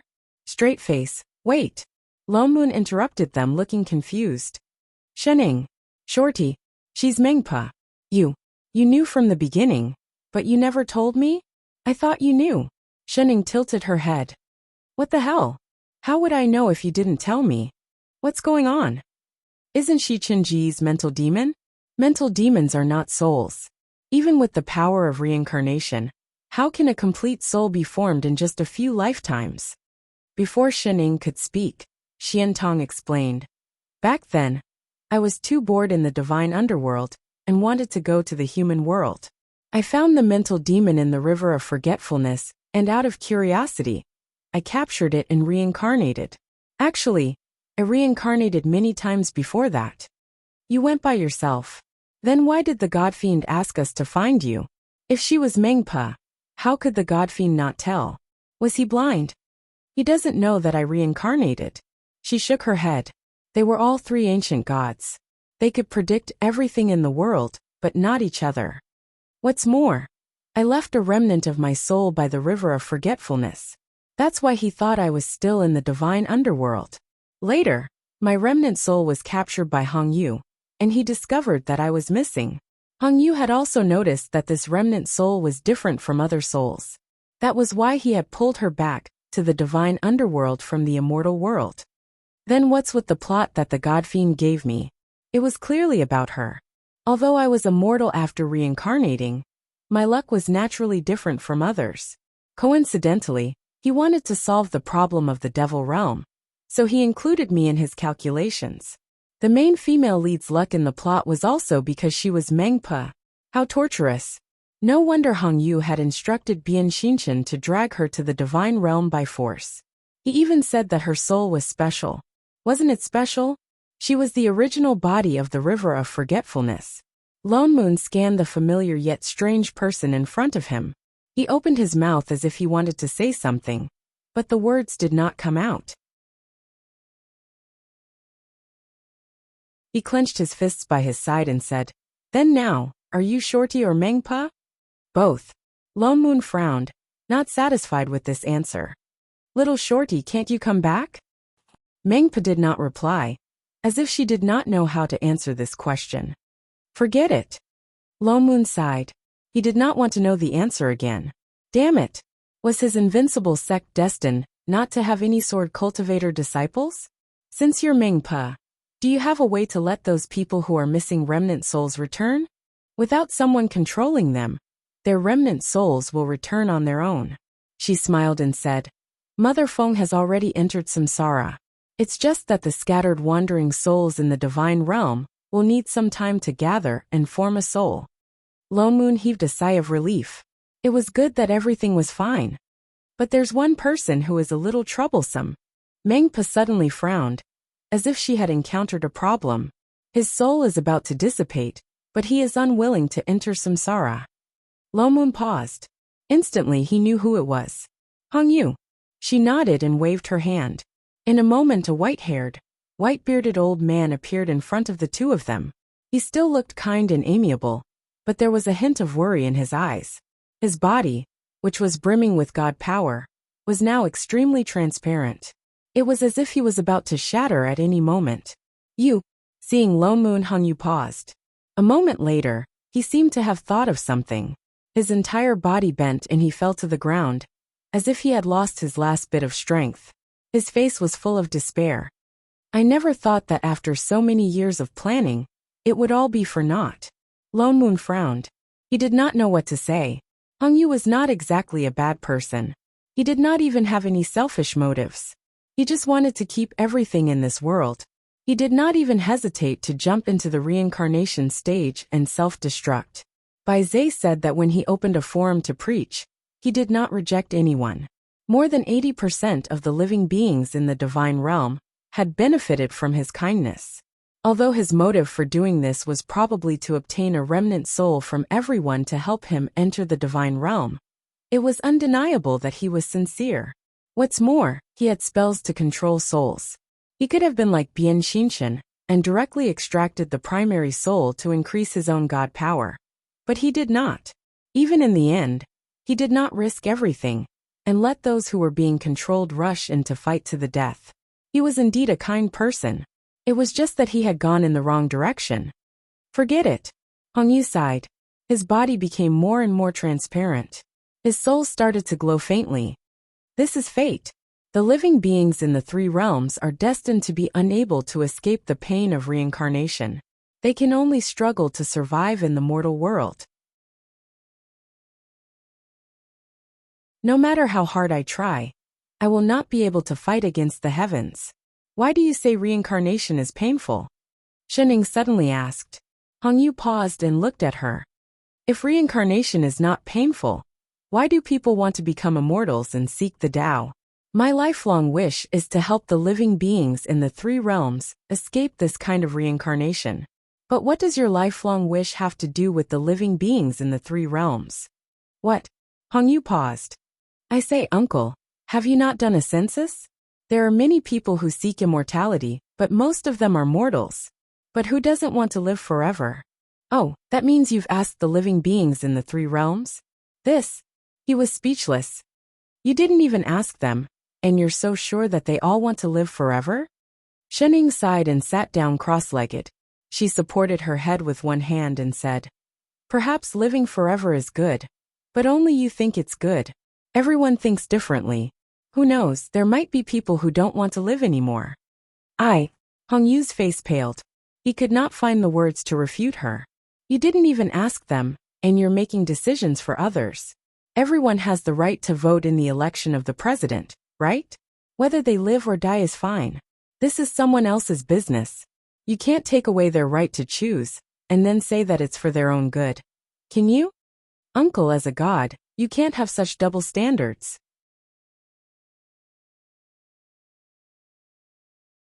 Chapter 276. Hongyu was completely stunned. His eyes became more and more dazed as if he had never thought of this before. Even his body began to tremble. Could it be that I really did something wrong? I don't know if it's right or wrong, but... Shen Ying's expression darkened. Everything has to be combined with theory and reality, right? Aren't you one of the earliest gods? Looks like you've never been reincarnated, right? You see, you've never been reincarnated, so how do you know it's not good? Shen Ying patted his almost transparent body. As the saying goes, only by knowing yourself and your enemy can you emerge victorious. Why don't you enter samsara and experience it first? The confusion on his face became more and more serious, but it was no longer as hopeless as before. Although he still couldn't figure it out, his soul body no longer turned into fluorescent light. Mengpo was overjoyed. She quickly waved her hand, and Hongyu transformed into a stream of light that flew into the river of forgetfulness and entered the cycle of reincarnation. Not bad, you're good at bluffing. The corner of Loman's mouth twitched as he nudged Shening. Father Neo has taught me well. Bah, I didn't teach you that. Sure enough, sect leader is the best. Mengpa held on to Shen Ying's hand, looking very happy. Actually, to this world, Every soul is very important. If he really doesn't want to reincarnate and disperses his soul, I'll be in trouble. Without reincarnation, can the living beings of the three realms really live forever? Lone Moon asked curiously. Granny Meng shook her head. Actually, there is a limit to how long a soul can exist in this world. If it lasts too long, it will slowly be consumed until the soul dissipates. The immortal God's Tao of cultivation only strengthens the soul and prolongs this period of time. On the other hand, the river of forgetfulness could allow the soul to return to its original state. If there was really no reincarnation, it won't be long before there will be no more living beings in the three realms, let alone eternal life. So that's how it is. You should have told old man Hung you earlier. I've already returned to my main body, and I'm unable to interfere in the affairs of the three realms any longer. So this matter can't be decided by me. As if she'd seen through his thoughts, she added. Lone Moon looked around. Oh yes, where's Godfiend? He asked us to look for you. Now that we've found you, he should be coming out. Of course I'm here. As soon as his voice fell, a heavenly voice rang out. In the blink of an eye, a familiar figure landed in front of the two of them. Long time no see. The fiend celestial smiled amiably. I have to thank the two of you for finding Granny Meng. Only then can the three realms be at peace. Cut the crap. We've already found him. Shouldn't you tell us how to connect the two worlds? Lone Moon asked anxiously. Of course. The Godfiend laughed. With a wave of his hand, a scroll appeared in front of the two of them. This is the method to set up the formation to open the gate between the two worlds. As long as you pass through this array, you will be able to return to your world. Lone Moon took the scroll. He did not expect the Godfiend to give him the method so easily. He had left his original world for too long. If not for Shen Ying's sudden appearance, he would have forgotten everything there. We just need to set up an array? Shen Ying looked at the scroll curiously. Don't we need a pass? Pass. The Godfiend hesitated. He did not seem to understand what she meant. After a while he added, connecting the two worlds requires a lot of God power. So we need to open the realm gate in the divine realm. He waved his hand. Immediately, two exits appeared in front of the two of them. This is the exit between the divine realm and the immortal realm. Stay in the divine realm, or return to the immortal realm. Please think twice. Shit, he knew it would not be so simple. They could only choose one of the two. You mean to say that we can't go to the other after choosing one? Shen Ying's eyes narrowed. The Godfiend stiffened. Then he smiled even more brightly. Of course not. It's just that it takes a long time to open the interrealm array, and it consumes a lot of cultivation. You have to be at least a divine supreme to open that array. Oh. Shen Ying glanced at the Godfiend. Something flashed across her eyes. She did not continue speaking. Then let's return to the divine realm first. Lone Moon made a decision quickly. Chef was still there anyway. It would not be too late to study the array later. Since that's the case, the two of you can return to the divine realm through the exit on the right. The Godfiend pointed to the right. Lone Moon and Shen Ying exchanged a look. Then they turned and walked to the right. Just as they were about to step through the door, Meng Pa suddenly spoke. Sect Master. Huh? The two of them turned around subconsciously. Meng Pa stared blankly at Lone Moon. An unreadable emotion flashed across her face, and her hands seemed to tremble by her side. A moment later, she smiled brightly and said, Sect Master, Elder Lone Moon, can I still return to Invincible Sect to see you? Lone Moon frowned, but he still nodded. Yes, even if she was no longer Shorty. Thank you. Her smile deepened, but there was something in her eyes. Her smile did not reach her eyes. She waved at the two of them. Goodbye, Sect Master. Goodbye, Elder. Their only sword cultivator disciple was gone just like that. Lone Moon sighed. Then he turned and was about to step through the exit. Wait. Shen Ying suddenly pulled him back. She turned back to glance at the reluctant Meng Pa, then looked at the Godfiend beside her. A moment later she said, Godfiend, this exit wouldn't be the plain door, would it? Just as she finished speaking, a white light flashed behind her. The door that had only 1 foot through suddenly moved towards the two of them. In an instant it swallowed them up. They could even vaguely see a certain someone's panicked expression. In the next moment, the scenery in front of the two of them changed. A passionate voice accompanied by a few beeping sounds came from the front. Do the two of you need a taxi? It's the cheapest in the entire film city. Which hotel are you going back to? A middle-aged man walked past the passenger seat and stuck his head out towards the two of them. You're still wearing ancient clothes. Did you just finish work? Shining. Lone Moon. This is modern times.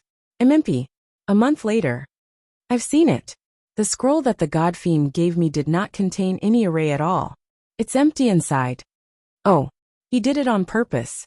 From the beginning, he planned to send the two of us back directly after finding Mengpe. This scum who destroys the bridge after crossing it. He even pretended to swear some heavenly Tao oath. I've only just thought it through. He's an existence equivalent to the heavenly Tao. Oaths are useless to him. Oh. Shening tapped on the computer while opening a bottle of Coke. And I've clearly spent hundreds of years in that world. Only 4 or 5 days have passed here. This time difference is too big. Oh. Shening looked up at him and sighed. So, you came to find me for this? Of course not. His expression darkened. I went back to the company recently and discovered some things. With a heavy expression, he picked up the iPad beside Shening and opened a video. He pushed it in front of her. Look.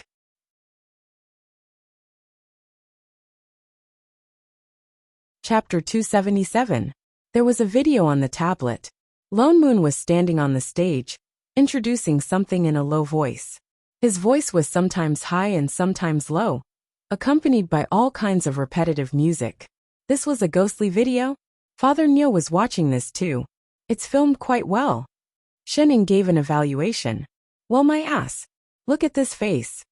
He pointed at the video and then at himself. It's exactly the same as me now.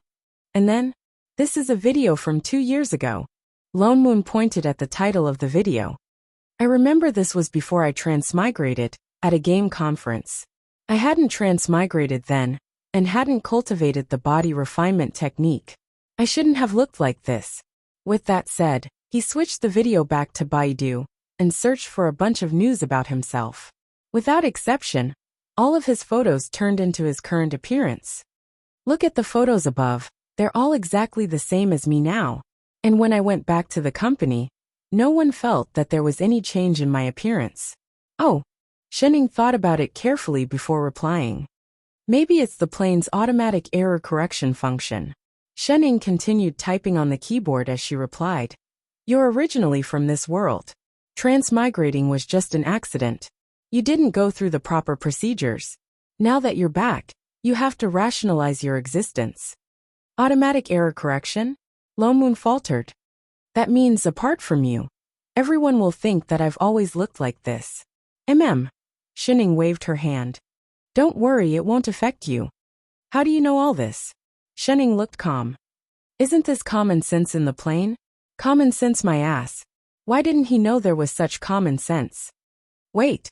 Lone Moon thought about her words carefully. You said that I didn't go through the proper procedures when I transmigrated.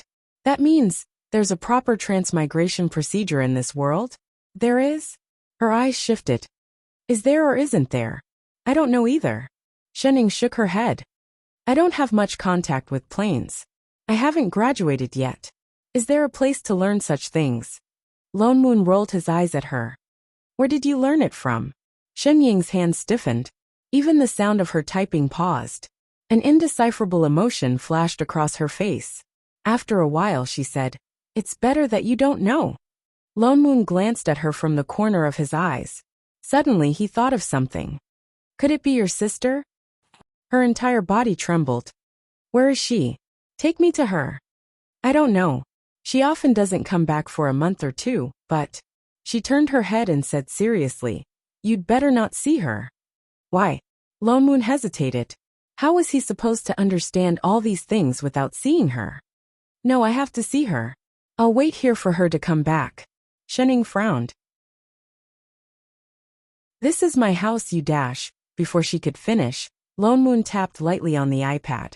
In the next moment, Shen Ying's phone rang with a notification. DD. Received WeChat transfer of ***** yuan. Alright, Father Neo. No problem, Father Neo. Her eyes lit up. Which room do you want to stay in? Would you like a cup of coffee with milk or sugar? King retard.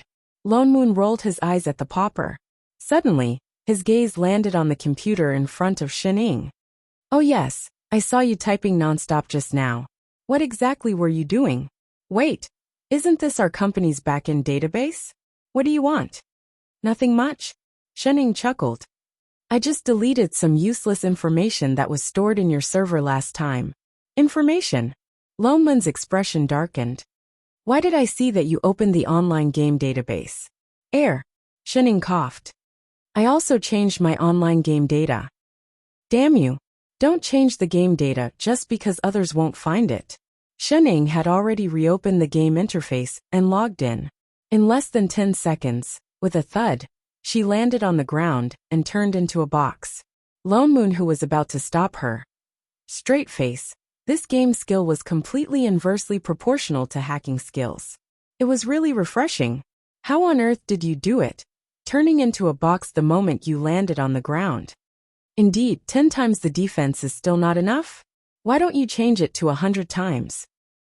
Enough, you might as well change it to invincible. Degree. Lone Moon took a deep breath and looked at the person in front of him, who had completely turned into an internet addict. His expression darkened and he sighed. Shining, don't you want to go back to that world? Shining paused and finally looked up from the computer screen. Father Neo, do you want to go back? He faltered for a moment and clenched his fists by his side. After a while he sighed and said, yes. Although only 4 or 5 days had passed here. He had lived in that world for hundreds of years. He had long gotten used to life there. Even though he originally belonged to this world, to him now, it was this world that was foreign. Everything he was familiar with was already in another world. I want to go back. Oh, Shining frowned. After a while she said, but, even if I have a way to send you back, if you are alone, the God Fiend will still send you back. The corner of Lone Moon's mouth twitched. He seemed to have just thought of this problem. That's why you have to go back with me. I can't stay there for too long. Shining shrugged. Why? Because. Shining was just about to explain when she suddenly remembered something. Her eyes widened. Oh yes, what's the date today? What time is it? Lone Moon faltered. He looked at the electronic calendar at the side and said, isn't it the 10th? It's almost 12. Ying's face paled. She stood up abruptly. Oh no, go out for a while. Hurry. What? It's too late. Ying was just about to push him away when she looked at the time and pulled him back. Hurry and hide. Wait. Before Lone Moon could react, she pressed him under the table in the next moment. What the hell? In the next moment, there was a beep on Ying's computer. The screen flashed, and a figure that looked very similar to Ying appeared on the screen. Little Ing. A low female voice sounded. Ying's whole body stiffened. She turned around as if her whole body was stuck. She forced a smile and called out in a low voice. Big sister. Why do you still look so pale after resting for a few days? The person on the screen frowned. Did you slack off again and go somewhere to have fun? No. Ying immediately sat up straight. She shook her head like a rattled drum and straightened her back. I didn't go anywhere. I've finished all the follow-up work. Really? She sweated profusely.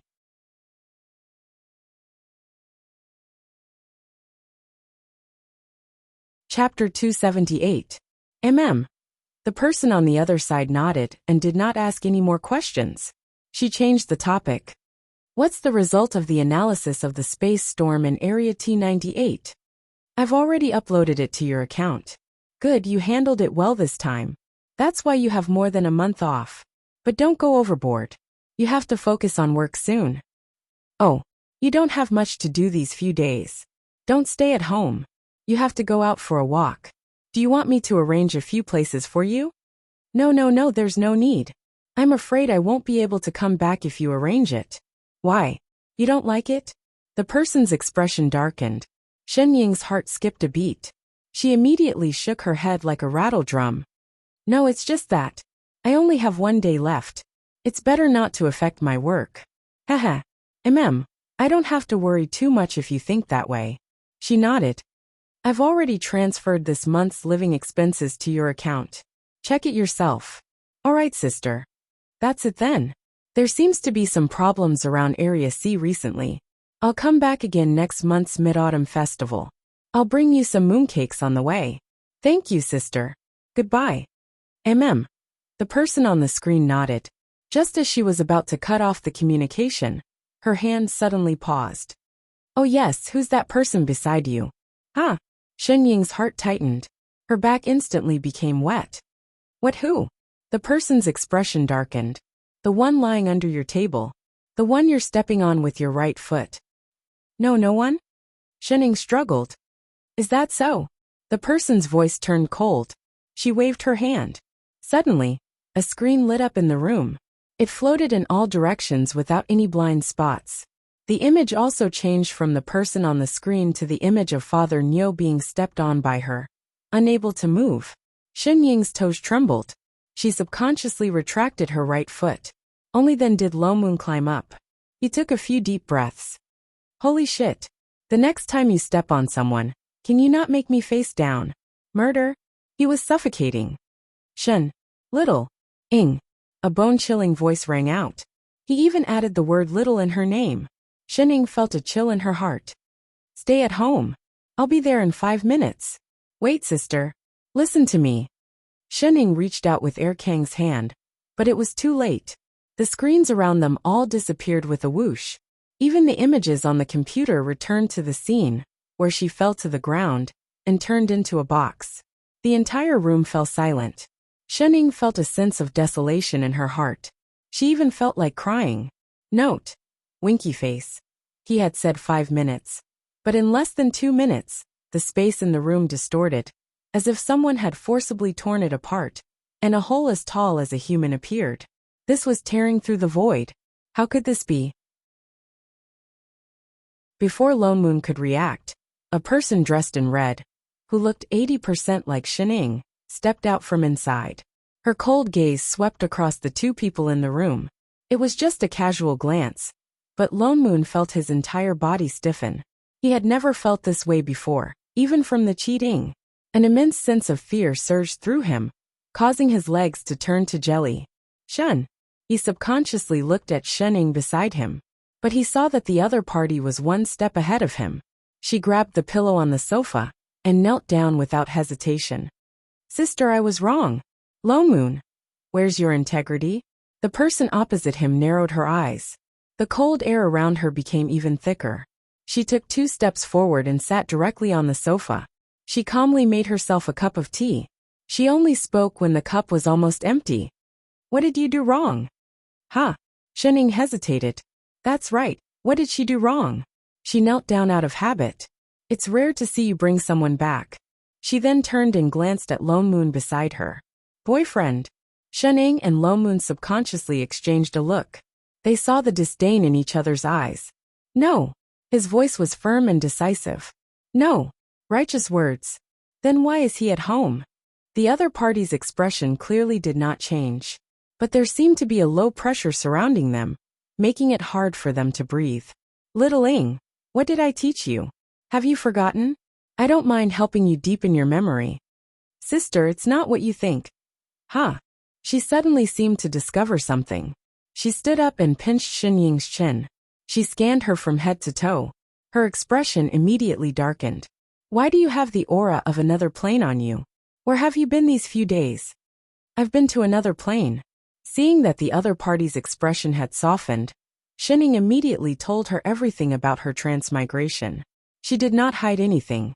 She only said what color Lan Hua's underwear was. This was the first time Lo Moon saw her speak so much in one go. She spoke for 2 full hours. The more the person opposite her listened, the deeper her frown became. You mean someone has been pulling people from this plane without my permission? Yes, yes, yes. She nodded vigorously. Sister, you should beat up someone else. You've been there for so long. Didn't you feel anything wrong at all? Her expression turned cold. She looked like she had paid for all these years for nothing. I didn't before. I found out later. The letter that the godfiend gave was indeed written in her sister's handwriting. But thinking about it carefully, Big Sister would never threaten her in writing. She would only use force. At first, I thought it was your holiday homework. And it was the super easy kind. So, she turned to look at Father Niao. He's an extra question for your homework. Shining. Lone Moon. What the hell? Get up first. I have something to ask you. The person opposite her frowned. All right, sister. Shunning sat back on the sofa. This time, have you found out the reason? Father Niao is the main cause. It could be a chain reaction caused by the plane's operation. You weren't here then. I sensed it the most. That's why I was pulled over. Have you seen the manager over there? No. Plane sensing. No response. Could it be the original plane? There's a 50% chance. What are the coordinates of the plane? I only know it's the immortal spirit plane. I'll contact the manager over there first. I'll remember your question. She glanced at Shining. The latter shrunk out of habit. She then looked away and continued. Do you still know the rules? How dare you pull people from my plane? She stood up directly and was about to leave. Wait. Lone Moon finally cut in. He looked at the two of them with a confused expression. What are you talking about? Why can't I understand at all? What plane? What manager? Is he still on Earth? You didn't tell him? The person who was about to leave turned back to look at Shining. The corner of Shen Ying's mouth twitched. She mumbled weakly. Didn't you say I can't say? On account that I'm also a victim. She finally turned to glance at Lone Moon and said in a low voice. I'm Shen Ying's sister. The manager of this plane, Shen Jing. Huh?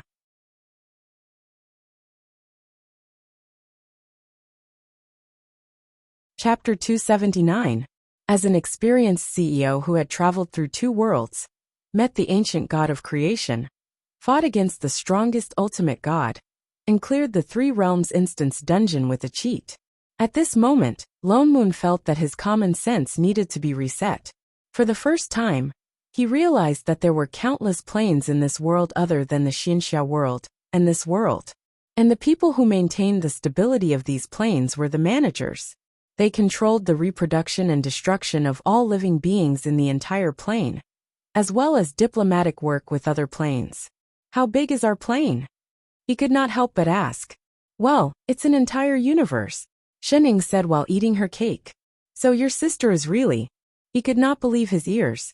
Although he had long felt that Shen Ying's environment might be different from others, he did not expect this to be the reason. Yes. Then you are my sister's assistant. The kind with no salary, and only living expenses. Lone Moon looked at her again, then at the locked door in front of him. He still could not believe it. Why are you so afraid of your sister? I think she treats you quite well. Shen Ying's mouth twitched as if she thought of something. She said with a constipated expression. If you were thrown to the Zerg mother planet to train your body at the age of 5, had to self-study all the subjects at the age of 10, and dealt with the plane invasion at the age of 15, you would be the same as me. Lone Moon's heart went cold. The Zerg? Could it be the Zerg in the movies? Isn't she worried at all that you will be eaten by the Zerg? Lone Moon did not believe it. Won't she secretly follow you or something? Yes. Shening nodded. She follows me every time. Oh, I knew it. And then beat me up together with the Zerg. Are you really sisters? Wait, didn't you say that you repeated many times in primary school? Yes. Why? Finishing all the subjects by himself at the age of 10, he should be considered a super scholar. How could he repeat a year? Maybe. I misjudged the level of civilization on the mother planet. What do you mean? For example, primary school students firmly believe that 1 + 1 = 2. But if you ask a college student, will the answer be 2? Of course not. So, I accidentally made the answers too complicated. The teacher said that I didn't respect the exam paper, and gave me a 0. So it's just because we have different levels of knowledge? What was with this urge to light a candle for her? I was young at the time. I only understood it when I was 8 years old, but I had already been in the 1st grade for 3 years. All right, our teacher has brought shame to earth. Lone Moon wanted to ask more questions, But Shunning suddenly straightened up and sat up straight. Only then did he realize that Jing had already come out of the room, but her expression wasn't very good. Her face was as cold as ice, making one feel nervous. I couldn't get in touch with the manager over there. Jing frowned and said, maybe that place really is a primordial plane, and no manager has been born yet. But there are 3 ancient gods of creation in that world. We've met them before. Lone Moon said anxiously. They were the ones who pulled us into that world. Aren't they managers? That's just a companion deity of that world. Jing glared at him with an expression that said, don't lower our manager. What do you mean? At the beginning of the plane's creation, there will be remnants of chaotic consciousness, but one day they will become one with the plane. Become one? Are you saying that they will also enter samsara? Yes. Jing nodded. Managers are different from them. We have to be existences that are higher than that plane. Then can we go back to that plane? Before we confirm the situation over there, we can't for now. Jing's voice was heavy. But we still have to settle this score. Little Ing. She suddenly turned to look at the person who was eating an apple beside her. What's wrong with you? Huh? Ing was stunned. She tilted her head. What's wrong? You've been eating since I came back? You've already made 6 trips to and fro from the fridge. Didn't you eat today? But I'm hungry. She felt wronged. Elder sister Jing. She's always been like this. Chef used to cook even more. Lone Moon replied subconsciously. Jing turned to glance at him. Who told you that she's always been like this? Huh? Lone Moon was stunned. He suddenly thought of something, and his eyes widened. Wasn't she like this in the past? Jing's expression darkened. She stood up directly. You two follow me in. With that said, she turned and went back to the room just now. Lone Moon and Ing exchanged a look and immediately followed. Lone Moon then saw what the room inside looked like. It was a snow-white space, but it was shockingly huge. He could not see the end of it. It did not look like the space that a house of less than 70 square meters should have. Apart from a pillar that did not even reach his waist, there was nothing else inside. He saw Jing walk directly to the side of the pillar. She reached out and brushed her hand over it. In an instant, the whole room was brightly lit. Countless light screens popped up all around them. There were all kinds of complicated data and pictures floating on them. It gave him the illusion that he had suddenly transmigrated into a futuristic world of technology. You two stand over there. Jing pointed to the right, where there were 2 red lights. I'll test your data.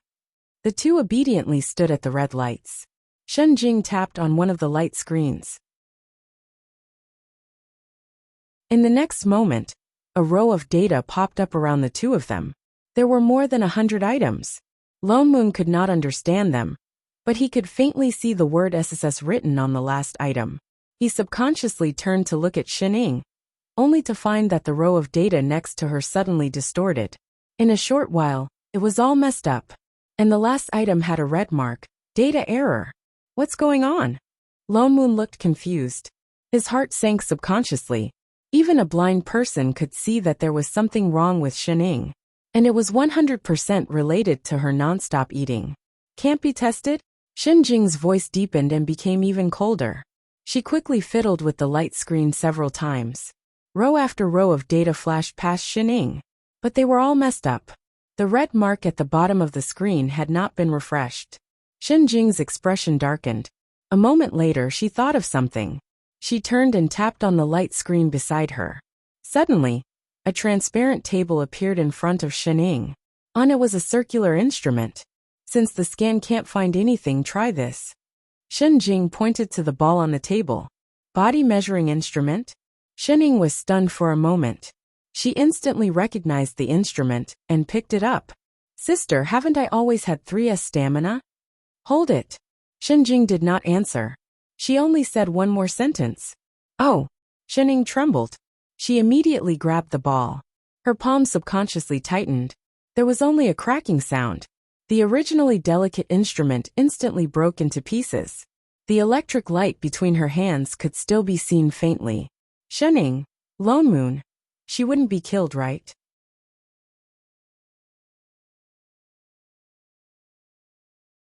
Chapter 280. Indeed. Shenjing sighed, as if she had finally confirmed something. She walked over and said, "Something happened to you when you transmigrated to the plane, causing some kind of mutation. Your body's various indexes all broke through the limit." Shenning faltered and replied subconsciously, "Didn't I break through many times?" Since she was 5 years old.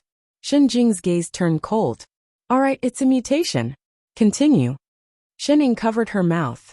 "This time, it's not an ordinary physical enhancement," she said in a low voice. "It's possible that it broke through a certain limit." "Then why did she eat so much?" Lone Moon asked. "When her body's stats go up, the basic consumption naturally increases. She often feels hungry. It's just a sign that her body needs to replenish energy." "Oh," Shenning faltered. "Big sister, then what kind of limit did I break through? I'm not sure about that." Shenjing frowned and paused for a while, as if thinking of something. "I have to go out and confirm some things. You stay here these few days. Your vacation will be extended. I'll come back to inform you when I find the answer." "Vacation?" Shen Ying's eyes lit up. "All right, big sister. No problem, big sister." "Lone Moon." Shenjing. "She's probably turned into a retard." Once Shenjing left, she did not return for a few days. Lone Moon's originally tense heart became bored as he waited. "Father Niu, don't you need to go back to work?" Shenning asked as she nibbled on the cake. "I've already transferred the businesses under my name to my family yesterday," Lone Moon said nonchalantly. "I've been gone for so long. I'm already rusty about the company's business and making money. I might as well hand it over to someone I'm familiar with." "Oh." Shenning suddenly thought of the invincible sex treasury, which was growing by the day. The business was rusty, but it was definitely not making money. That's it. There was no family feud, no quarrels between brothers? What's with that expression? Lone Moon turned and glared at her. "Ask if you have any questions. Are you considered bankrupt like this?" Lone Moon's mouth twitched. He picked up the iPad beside him and opened his account. Shenning was instantly blinded by the row of zeros on the screen. "Although I don't care about the company, I still get dividends every year, all right?" "Oh." Shenning nodded and pointed to the pot. "Then why don't you order takeout? Why do you want to cook for yourself?" Lone Moon's hand stiffened. Shit. He had long forgotten that there was such a function in this world. "Wait a minute." He turned back to look at Shenning. "Don't tell me you're saying that because you don't want to eat my dishes?" "No," he replied with a straight face. "Your sister. Don't nod your head if you don't. Who am I doing this for? Take away that pig food expression of yours. Father Niu, I have the number of a super delicious private restaurant. Scram." 30 minutes later. "Father Niu, do you think there's a chance of pulling Chef into this world? It's up to you whether you want to eat or not." Lone Moon glared at the person beside him. "I'm not the one who's hungry." Shenning sighed. She accepted her fate and began to eat. For the umpteenth time, she thought of Chef every day. Lone Moon shamelessly played around in the stock market and casually earned a few million yuan. After a while, he threw down the tablet in his hand looking bored. He suddenly felt that life without having to raise a sect or tidy up a stall was so lonely. "Do you want to play?" Shenning suddenly pointed to her computer screen. Lone Moon glanced at the game screen and gave her a look of disdain. "Do you want to fall to the ground and become a box with you? You're someone who hacks my server every day. How can you be so lousy at playing games?" Shenning lowered her head and thought for a while. "I'm just not used to such primitive operations." "Primitive?" "In the past, I used to play galactic online games." "Galactic?" Lone Moon's heart skipped a beat. "You mean there are online games on other planets too?" Shenning turned and glanced at him. "Wanna try? Can I?" Lone Moon's eyes widened. As a native of Earth, of course he wanted to. What's more, he was originally in the internet business. The last time Shenjing helped them check their body data, he was already dazzled by the pile of high-tech equipment in the room. "Wait, I'll help you hack a galactic account." Shenning turned and began to type furiously on the keyboard. So she relied on hacking to get online? Shenning typed for a while and brought up a screen out of nowhere. After a while, there was a beeping sound and she stopped. "Done." She turned and took out a blue bracelet from the drawer and handed it over. What's this? A simplified version of the optical computer. Optical computer? What did that mean? Before Lone Moon could react, he subconsciously put on the bracelet. In an instant he felt his vision blur. The next moment, he was already in a white world. Looking around, all he saw was white snow. He could even feel the coolness under his feet. He came in just like that. Didn't he need a name or something? He looked around, but found no one around. There seemed to be a black dot in the distance approaching him. Shening. Lone Moon subconsciously ran over. What is this?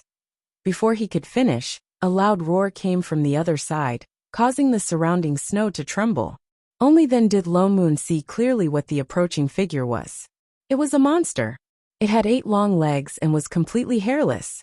Its huge mouth took up half of its body. From time to time, disgusting mucus dripped out of its mouth. It looked like an ultimate monster in a horror movie. It was more disgusting than any demonic beast he had ever seen. Holy shit. What the hell was this? Lone Moon's heart sank. He had already cursed a certain unreliable person 100 times in his heart. He turned and ran back, but it was too late. The monster was moving extremely fast. In a short while, it was less than 10 meters away from him. It was obvious that his 2 legs could not outrun its 8. His mind went blank. Damn it. How was he supposed to play this damn game? He refused to be turned into a box. Seeing that the monster's blade-like long legs were about to cut his body, he could only roll on the ground and avoid the attack. He rolled under the monster's body. In the next moment, an even sharper roar came. The monster's mouth that took up half of its body opened, revealing rows of sharp teeth. It directly pounced towards him. Lone Moon's chest heaved a sigh of relief. He felt a familiar heat flow through his body. He subconsciously conjured a fire manipulation art. In the next moment, a fire dragon rushed out and struck the monster's mouth. With a shrill cry, the monster that was originally as tall as a small mountain turned into ashes.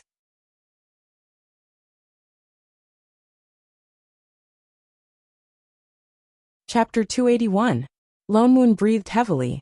Such a realistic game. At that moment he really felt like he was going to die. He looked at his hand blankly. Was that a game skill? Father Nyo. Suddenly, Shen Ying's voice sounded in his ear. He looked around but did not see anyone. After a while, he noticed that in the lower right corner of his vision, there was a yellow envelope mark. He subconsciously nodded. Suddenly, a light screen popped up in front of him. It was Shen Ying. Where the hell did you go? Lone Moon was full of anger. What the hell is this place? And what the hell was that monster just now? You're in the novice testing area. Before you pass the test, I can't contact you. Novice testing area? He looked around, and then at the monster that had just been burned to ashes. He thought about it carefully. Ignoring the terrifying appearance, the monster was so weak that it was quite like a novice monster. Could this be a holographic online game? It was too realistic. Did I pass? How do I get out? There is a moving mark in the lower left corner of your body. Lone Moon looked down. There was indeed a little green person in the lower left corner. He directly tapped it. There was a flash of white light beside him. In an instant, he was already in a green mountain and clear water. In front of him were a few wooden tables and chairs. There were all kinds of fruits on them. Shening was sitting next to them, chewing noisily. Why didn't you tell me that there was a novice testing? Lone Moon could not help but be angry. You didn't wait for me to say it. Shening tilted her head. He came in too quickly. But that's just a novice testing. No one can't pass it. Lone Moon rolled his eyes at her. He picked up a fruit and took a bite. However, he discovered that it was sweet and juicy, leaving a lingering fragrance in his mouth. He had a look of astonishment on his face as he glanced at the fruit in his hand. Isn't this fruit a little too realistic? As expected of the interstellar era's high-tech, this holographic image was as though it was real. Realistic? Shening was stunned. Yes. Lone Moon was even more impressed. And that monster just now, even the smell and sound were real. Father Nyo. Shening suddenly stood up and snatched the fruit from his hand. You don't think these are fake, do you? Lone Moon looked at her strangely. Isn't this a holographic online game? It's an online game, but it's not holographic. Not holographic. Don't tell me it's true. He stopped mid-sentence and took a deep breath. F*CK. We're not on Earth. Yes. Where is this place? Area C, Planet A8726. That optical computer of yours is... teleportation device. Is everything here real? Yeah. Didn't you F*King say this is a game? This is the game planet. He thought about the operation interface that he had just seen. If this is a game, then if I die here, I can revive. The Interstellar Alliance will issue a death notice. Flips table. How is this a F*King game? Game my ass. Are there games where you can't revive when you fight against real monsters? Furthermore, does your sister know that we teleported to this planet? Shunning stiffened. A moment later she said, don't mind the details. Details my ass. Do you know that you're courting death? She waved her wristband. There's a teleportation device. Instant reply. Suspicious face. JPG, wait a minute. He suddenly remembered something. Didn't you say that no one could pass the newbie test just now? Why did I see such a huge monster? Ordinary people would not be able to deal with such a monster. This might have something to do with your rating. The newbie test is based on your rating. It's different for everyone. Shunning opened a screen, and all of Loneman's data appeared in it. The last item said that his initial rating was SSS. What level are 3 S's? Lone Moon stared blankly. When Shun Jing helped them check, it seemed to show this level too. Are all Earthlings this level? No. Shunning shook her head. Then she opened another data. This is the rating for ordinary people on Earth. Lone Moon looked at the last item and saw that it said F. What the hell was with that row of minus signs? Was this a joke? Wait, if the values of Earthlings were so low, why was his so high? You're not helping me cheat, are you? Shunning shook her head. These are your values. Why did it turn out like this? Lone Moon was stunned. I can't beat that monster with my current strength. And if not for the fire elemental skills that come with this game, I would have died. There are no skills that come with the game. Nonsense, I clearly used it just now. If it's not from the game, could it be that I... Lone Moon was shocked. His eyes widened. You're not going to say that I brought my cultivation to this world, are you? Shunning gave him a look as if she was looking at an idiot.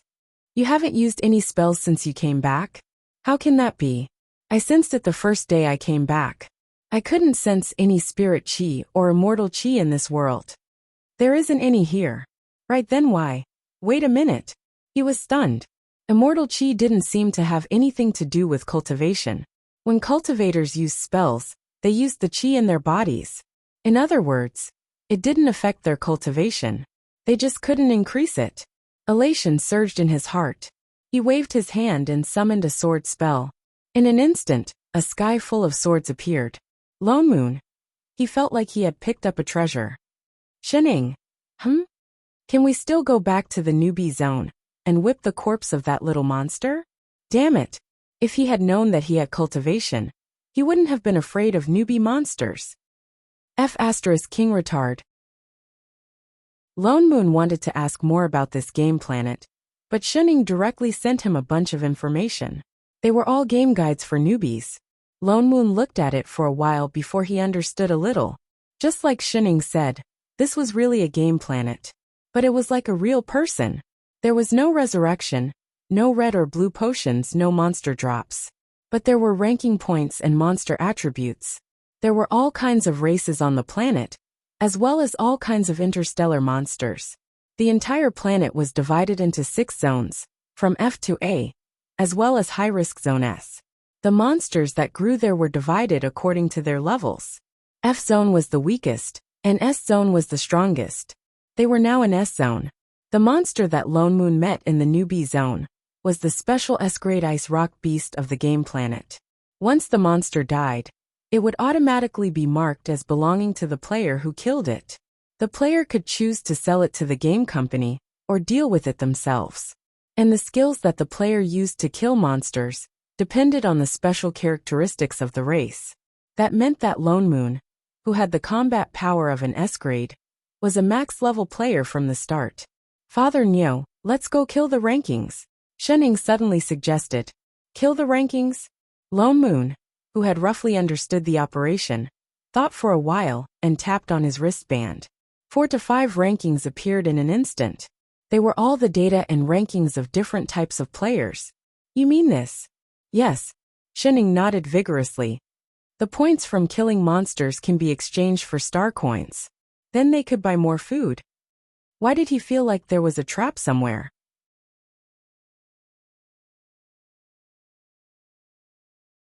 Chapter 282. Lone Moon frowned and looked carefully at the rankings and the introductions below. I took a look just now. An S-class monster is worth 100 to 10,000 points each. He pointed to the number 100 under his name. This happens to be Zone S, and the person in first place on the leaderboard has 3 million points. In other words, we have to kill at least 230 top S-rank monsters to surpass the first place and reach the top. You can do it. Shenning gave him a thumbs up. Father Neo is 3S rank. Lone Moon's eyes darkened. He turned back to look at her suspiciously. Why don't you go yourself? If my cultivation can be preserved, then your cheat should still be there, right? It's all because of Father Neo. You're just F** King Lazy, aren't you? Are you sure that the strongest beast on this planet is only S-class? No problem. Shenning patted her chest. Why did he feel that these words were so unreliable?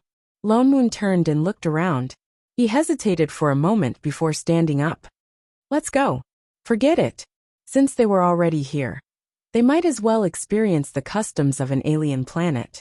Just now, he had taken a look at the S-class monster, which was equivalent to a 10th grade magical beast in the immortal world.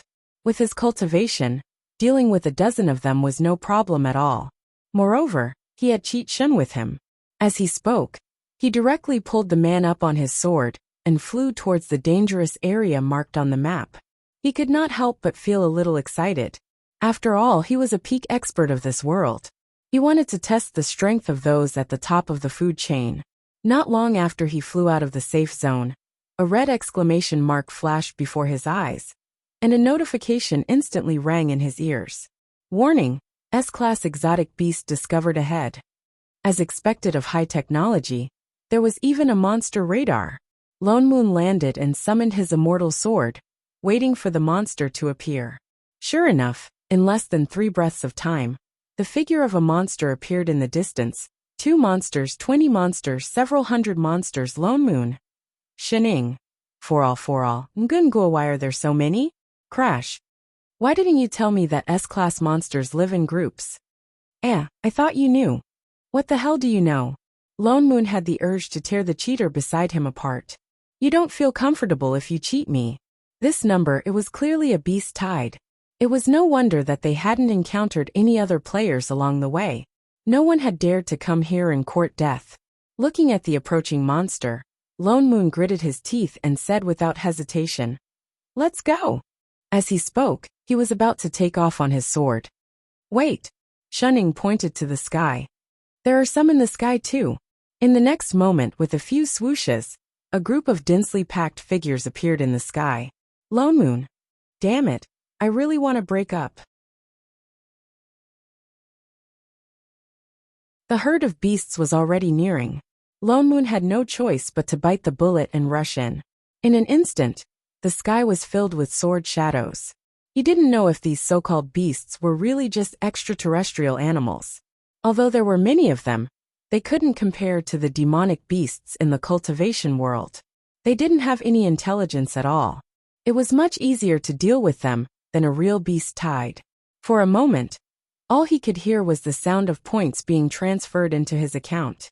In less than an hour, he had reached the top of the leaderboard, and it was still increasing. But, no matter how easy it was, he couldn't handle hundreds and thousands of beasts pouncing on him. Go on, Father Neo. Add your sister. Lone Moon turned back and glared at her. Wait. Don't tell me you've been following behind me without moving. Hey, your head. Help me. If you don't help, we're going to die. I can't help. Why? Lone Moon faltered. Then, the next beast was already rushing over. He slashed down with his sword and urged loudly. I can't hold on any longer. Hurry up. Oh. Shen sighed and took the sword from his hand. She swung it in front of her. Instantly, a white light broke through the sky. There was a series of swooshing sounds. The S-grade beasts that were originally as dense as ants were cut in half at the waist. All destroyed in an instant. The surroundings, which had been filled with all kinds of roars, suddenly quieted down. Lone Moon heaved a sigh of relief. The array around him dimmed. Shen handed the sword back and suddenly pointed to the sky. Because of this. What? Lone Moon faltered. Before he could react, there was a sudden ding from the sky. It spread throughout the entire planet like a heavenly sound. A monotonous, mechanical voice came down. Ding! A large-scale abnormal clearing phenomenon has been detected. Confirmed users. Shen, Father Neo, have brought a weapon of mass destruction into the game planet. This action has seriously affected the game's balance. These 2 users are now being reverted. They are prohibited from entering Area S for 2 months. In the next moment, Lone Moon saw the points on the light screen on his right. With a whoosh, it went from a few 100 million to a few hundred, and then to tens of thousands. Finally, with a ding, it returned to the original 100 points. Lone Moon. Motherf asterisk Kerr. Let's not talk about clearing first. What the hell was that ID called Father Neo? What the hell was Father Neo doing? For the nth time, he wanted to break up. Where are we going? Lone Moon, who had been forcefully teleported to Area A, glanced at Shen who was walking in front of him. To the market. Shen nibbled on a fruit and turned back. Why are we going to the market? Lone Moon was stunned. Shen stopped in her tracks and turned back with a serious expression. Father Neo, I've analyzed it. The failure just now was because we only had a strong DPS output, but no support. Wasn't the failure just now because you cheated and got caught? You even implicated him. So we're going to form a healer. What the hell? The corner of Lone Moon's mouth twitched. He thought about it carefully. According to the game's routine, having a healer was indeed more secure. With Shen Ying's ability to be judged as a 100% cheat, she could do nothing but watch the show from the side. Although his battle strength was high, his energy consumption was a big problem. He was not a pervert like Chef, the kind who would risk his life in a fight. If there had been a healer by the side to heal the beast horde just now, he would not have had to revert because of Shen Ying. Is there really a race called a healer in the galaxy? Lone Moon expressed his doubt. The game information just now said that this game did not have any game skills at all. In other words, the people who came in all relied on their own strength to kill monsters. Even if there were some with special abilities, it was just a special characteristic of the alien race. Just like the black race, they could become invisible at night. Don't worry, it's all right. Hearing her say that, he became even more worried. What was going on?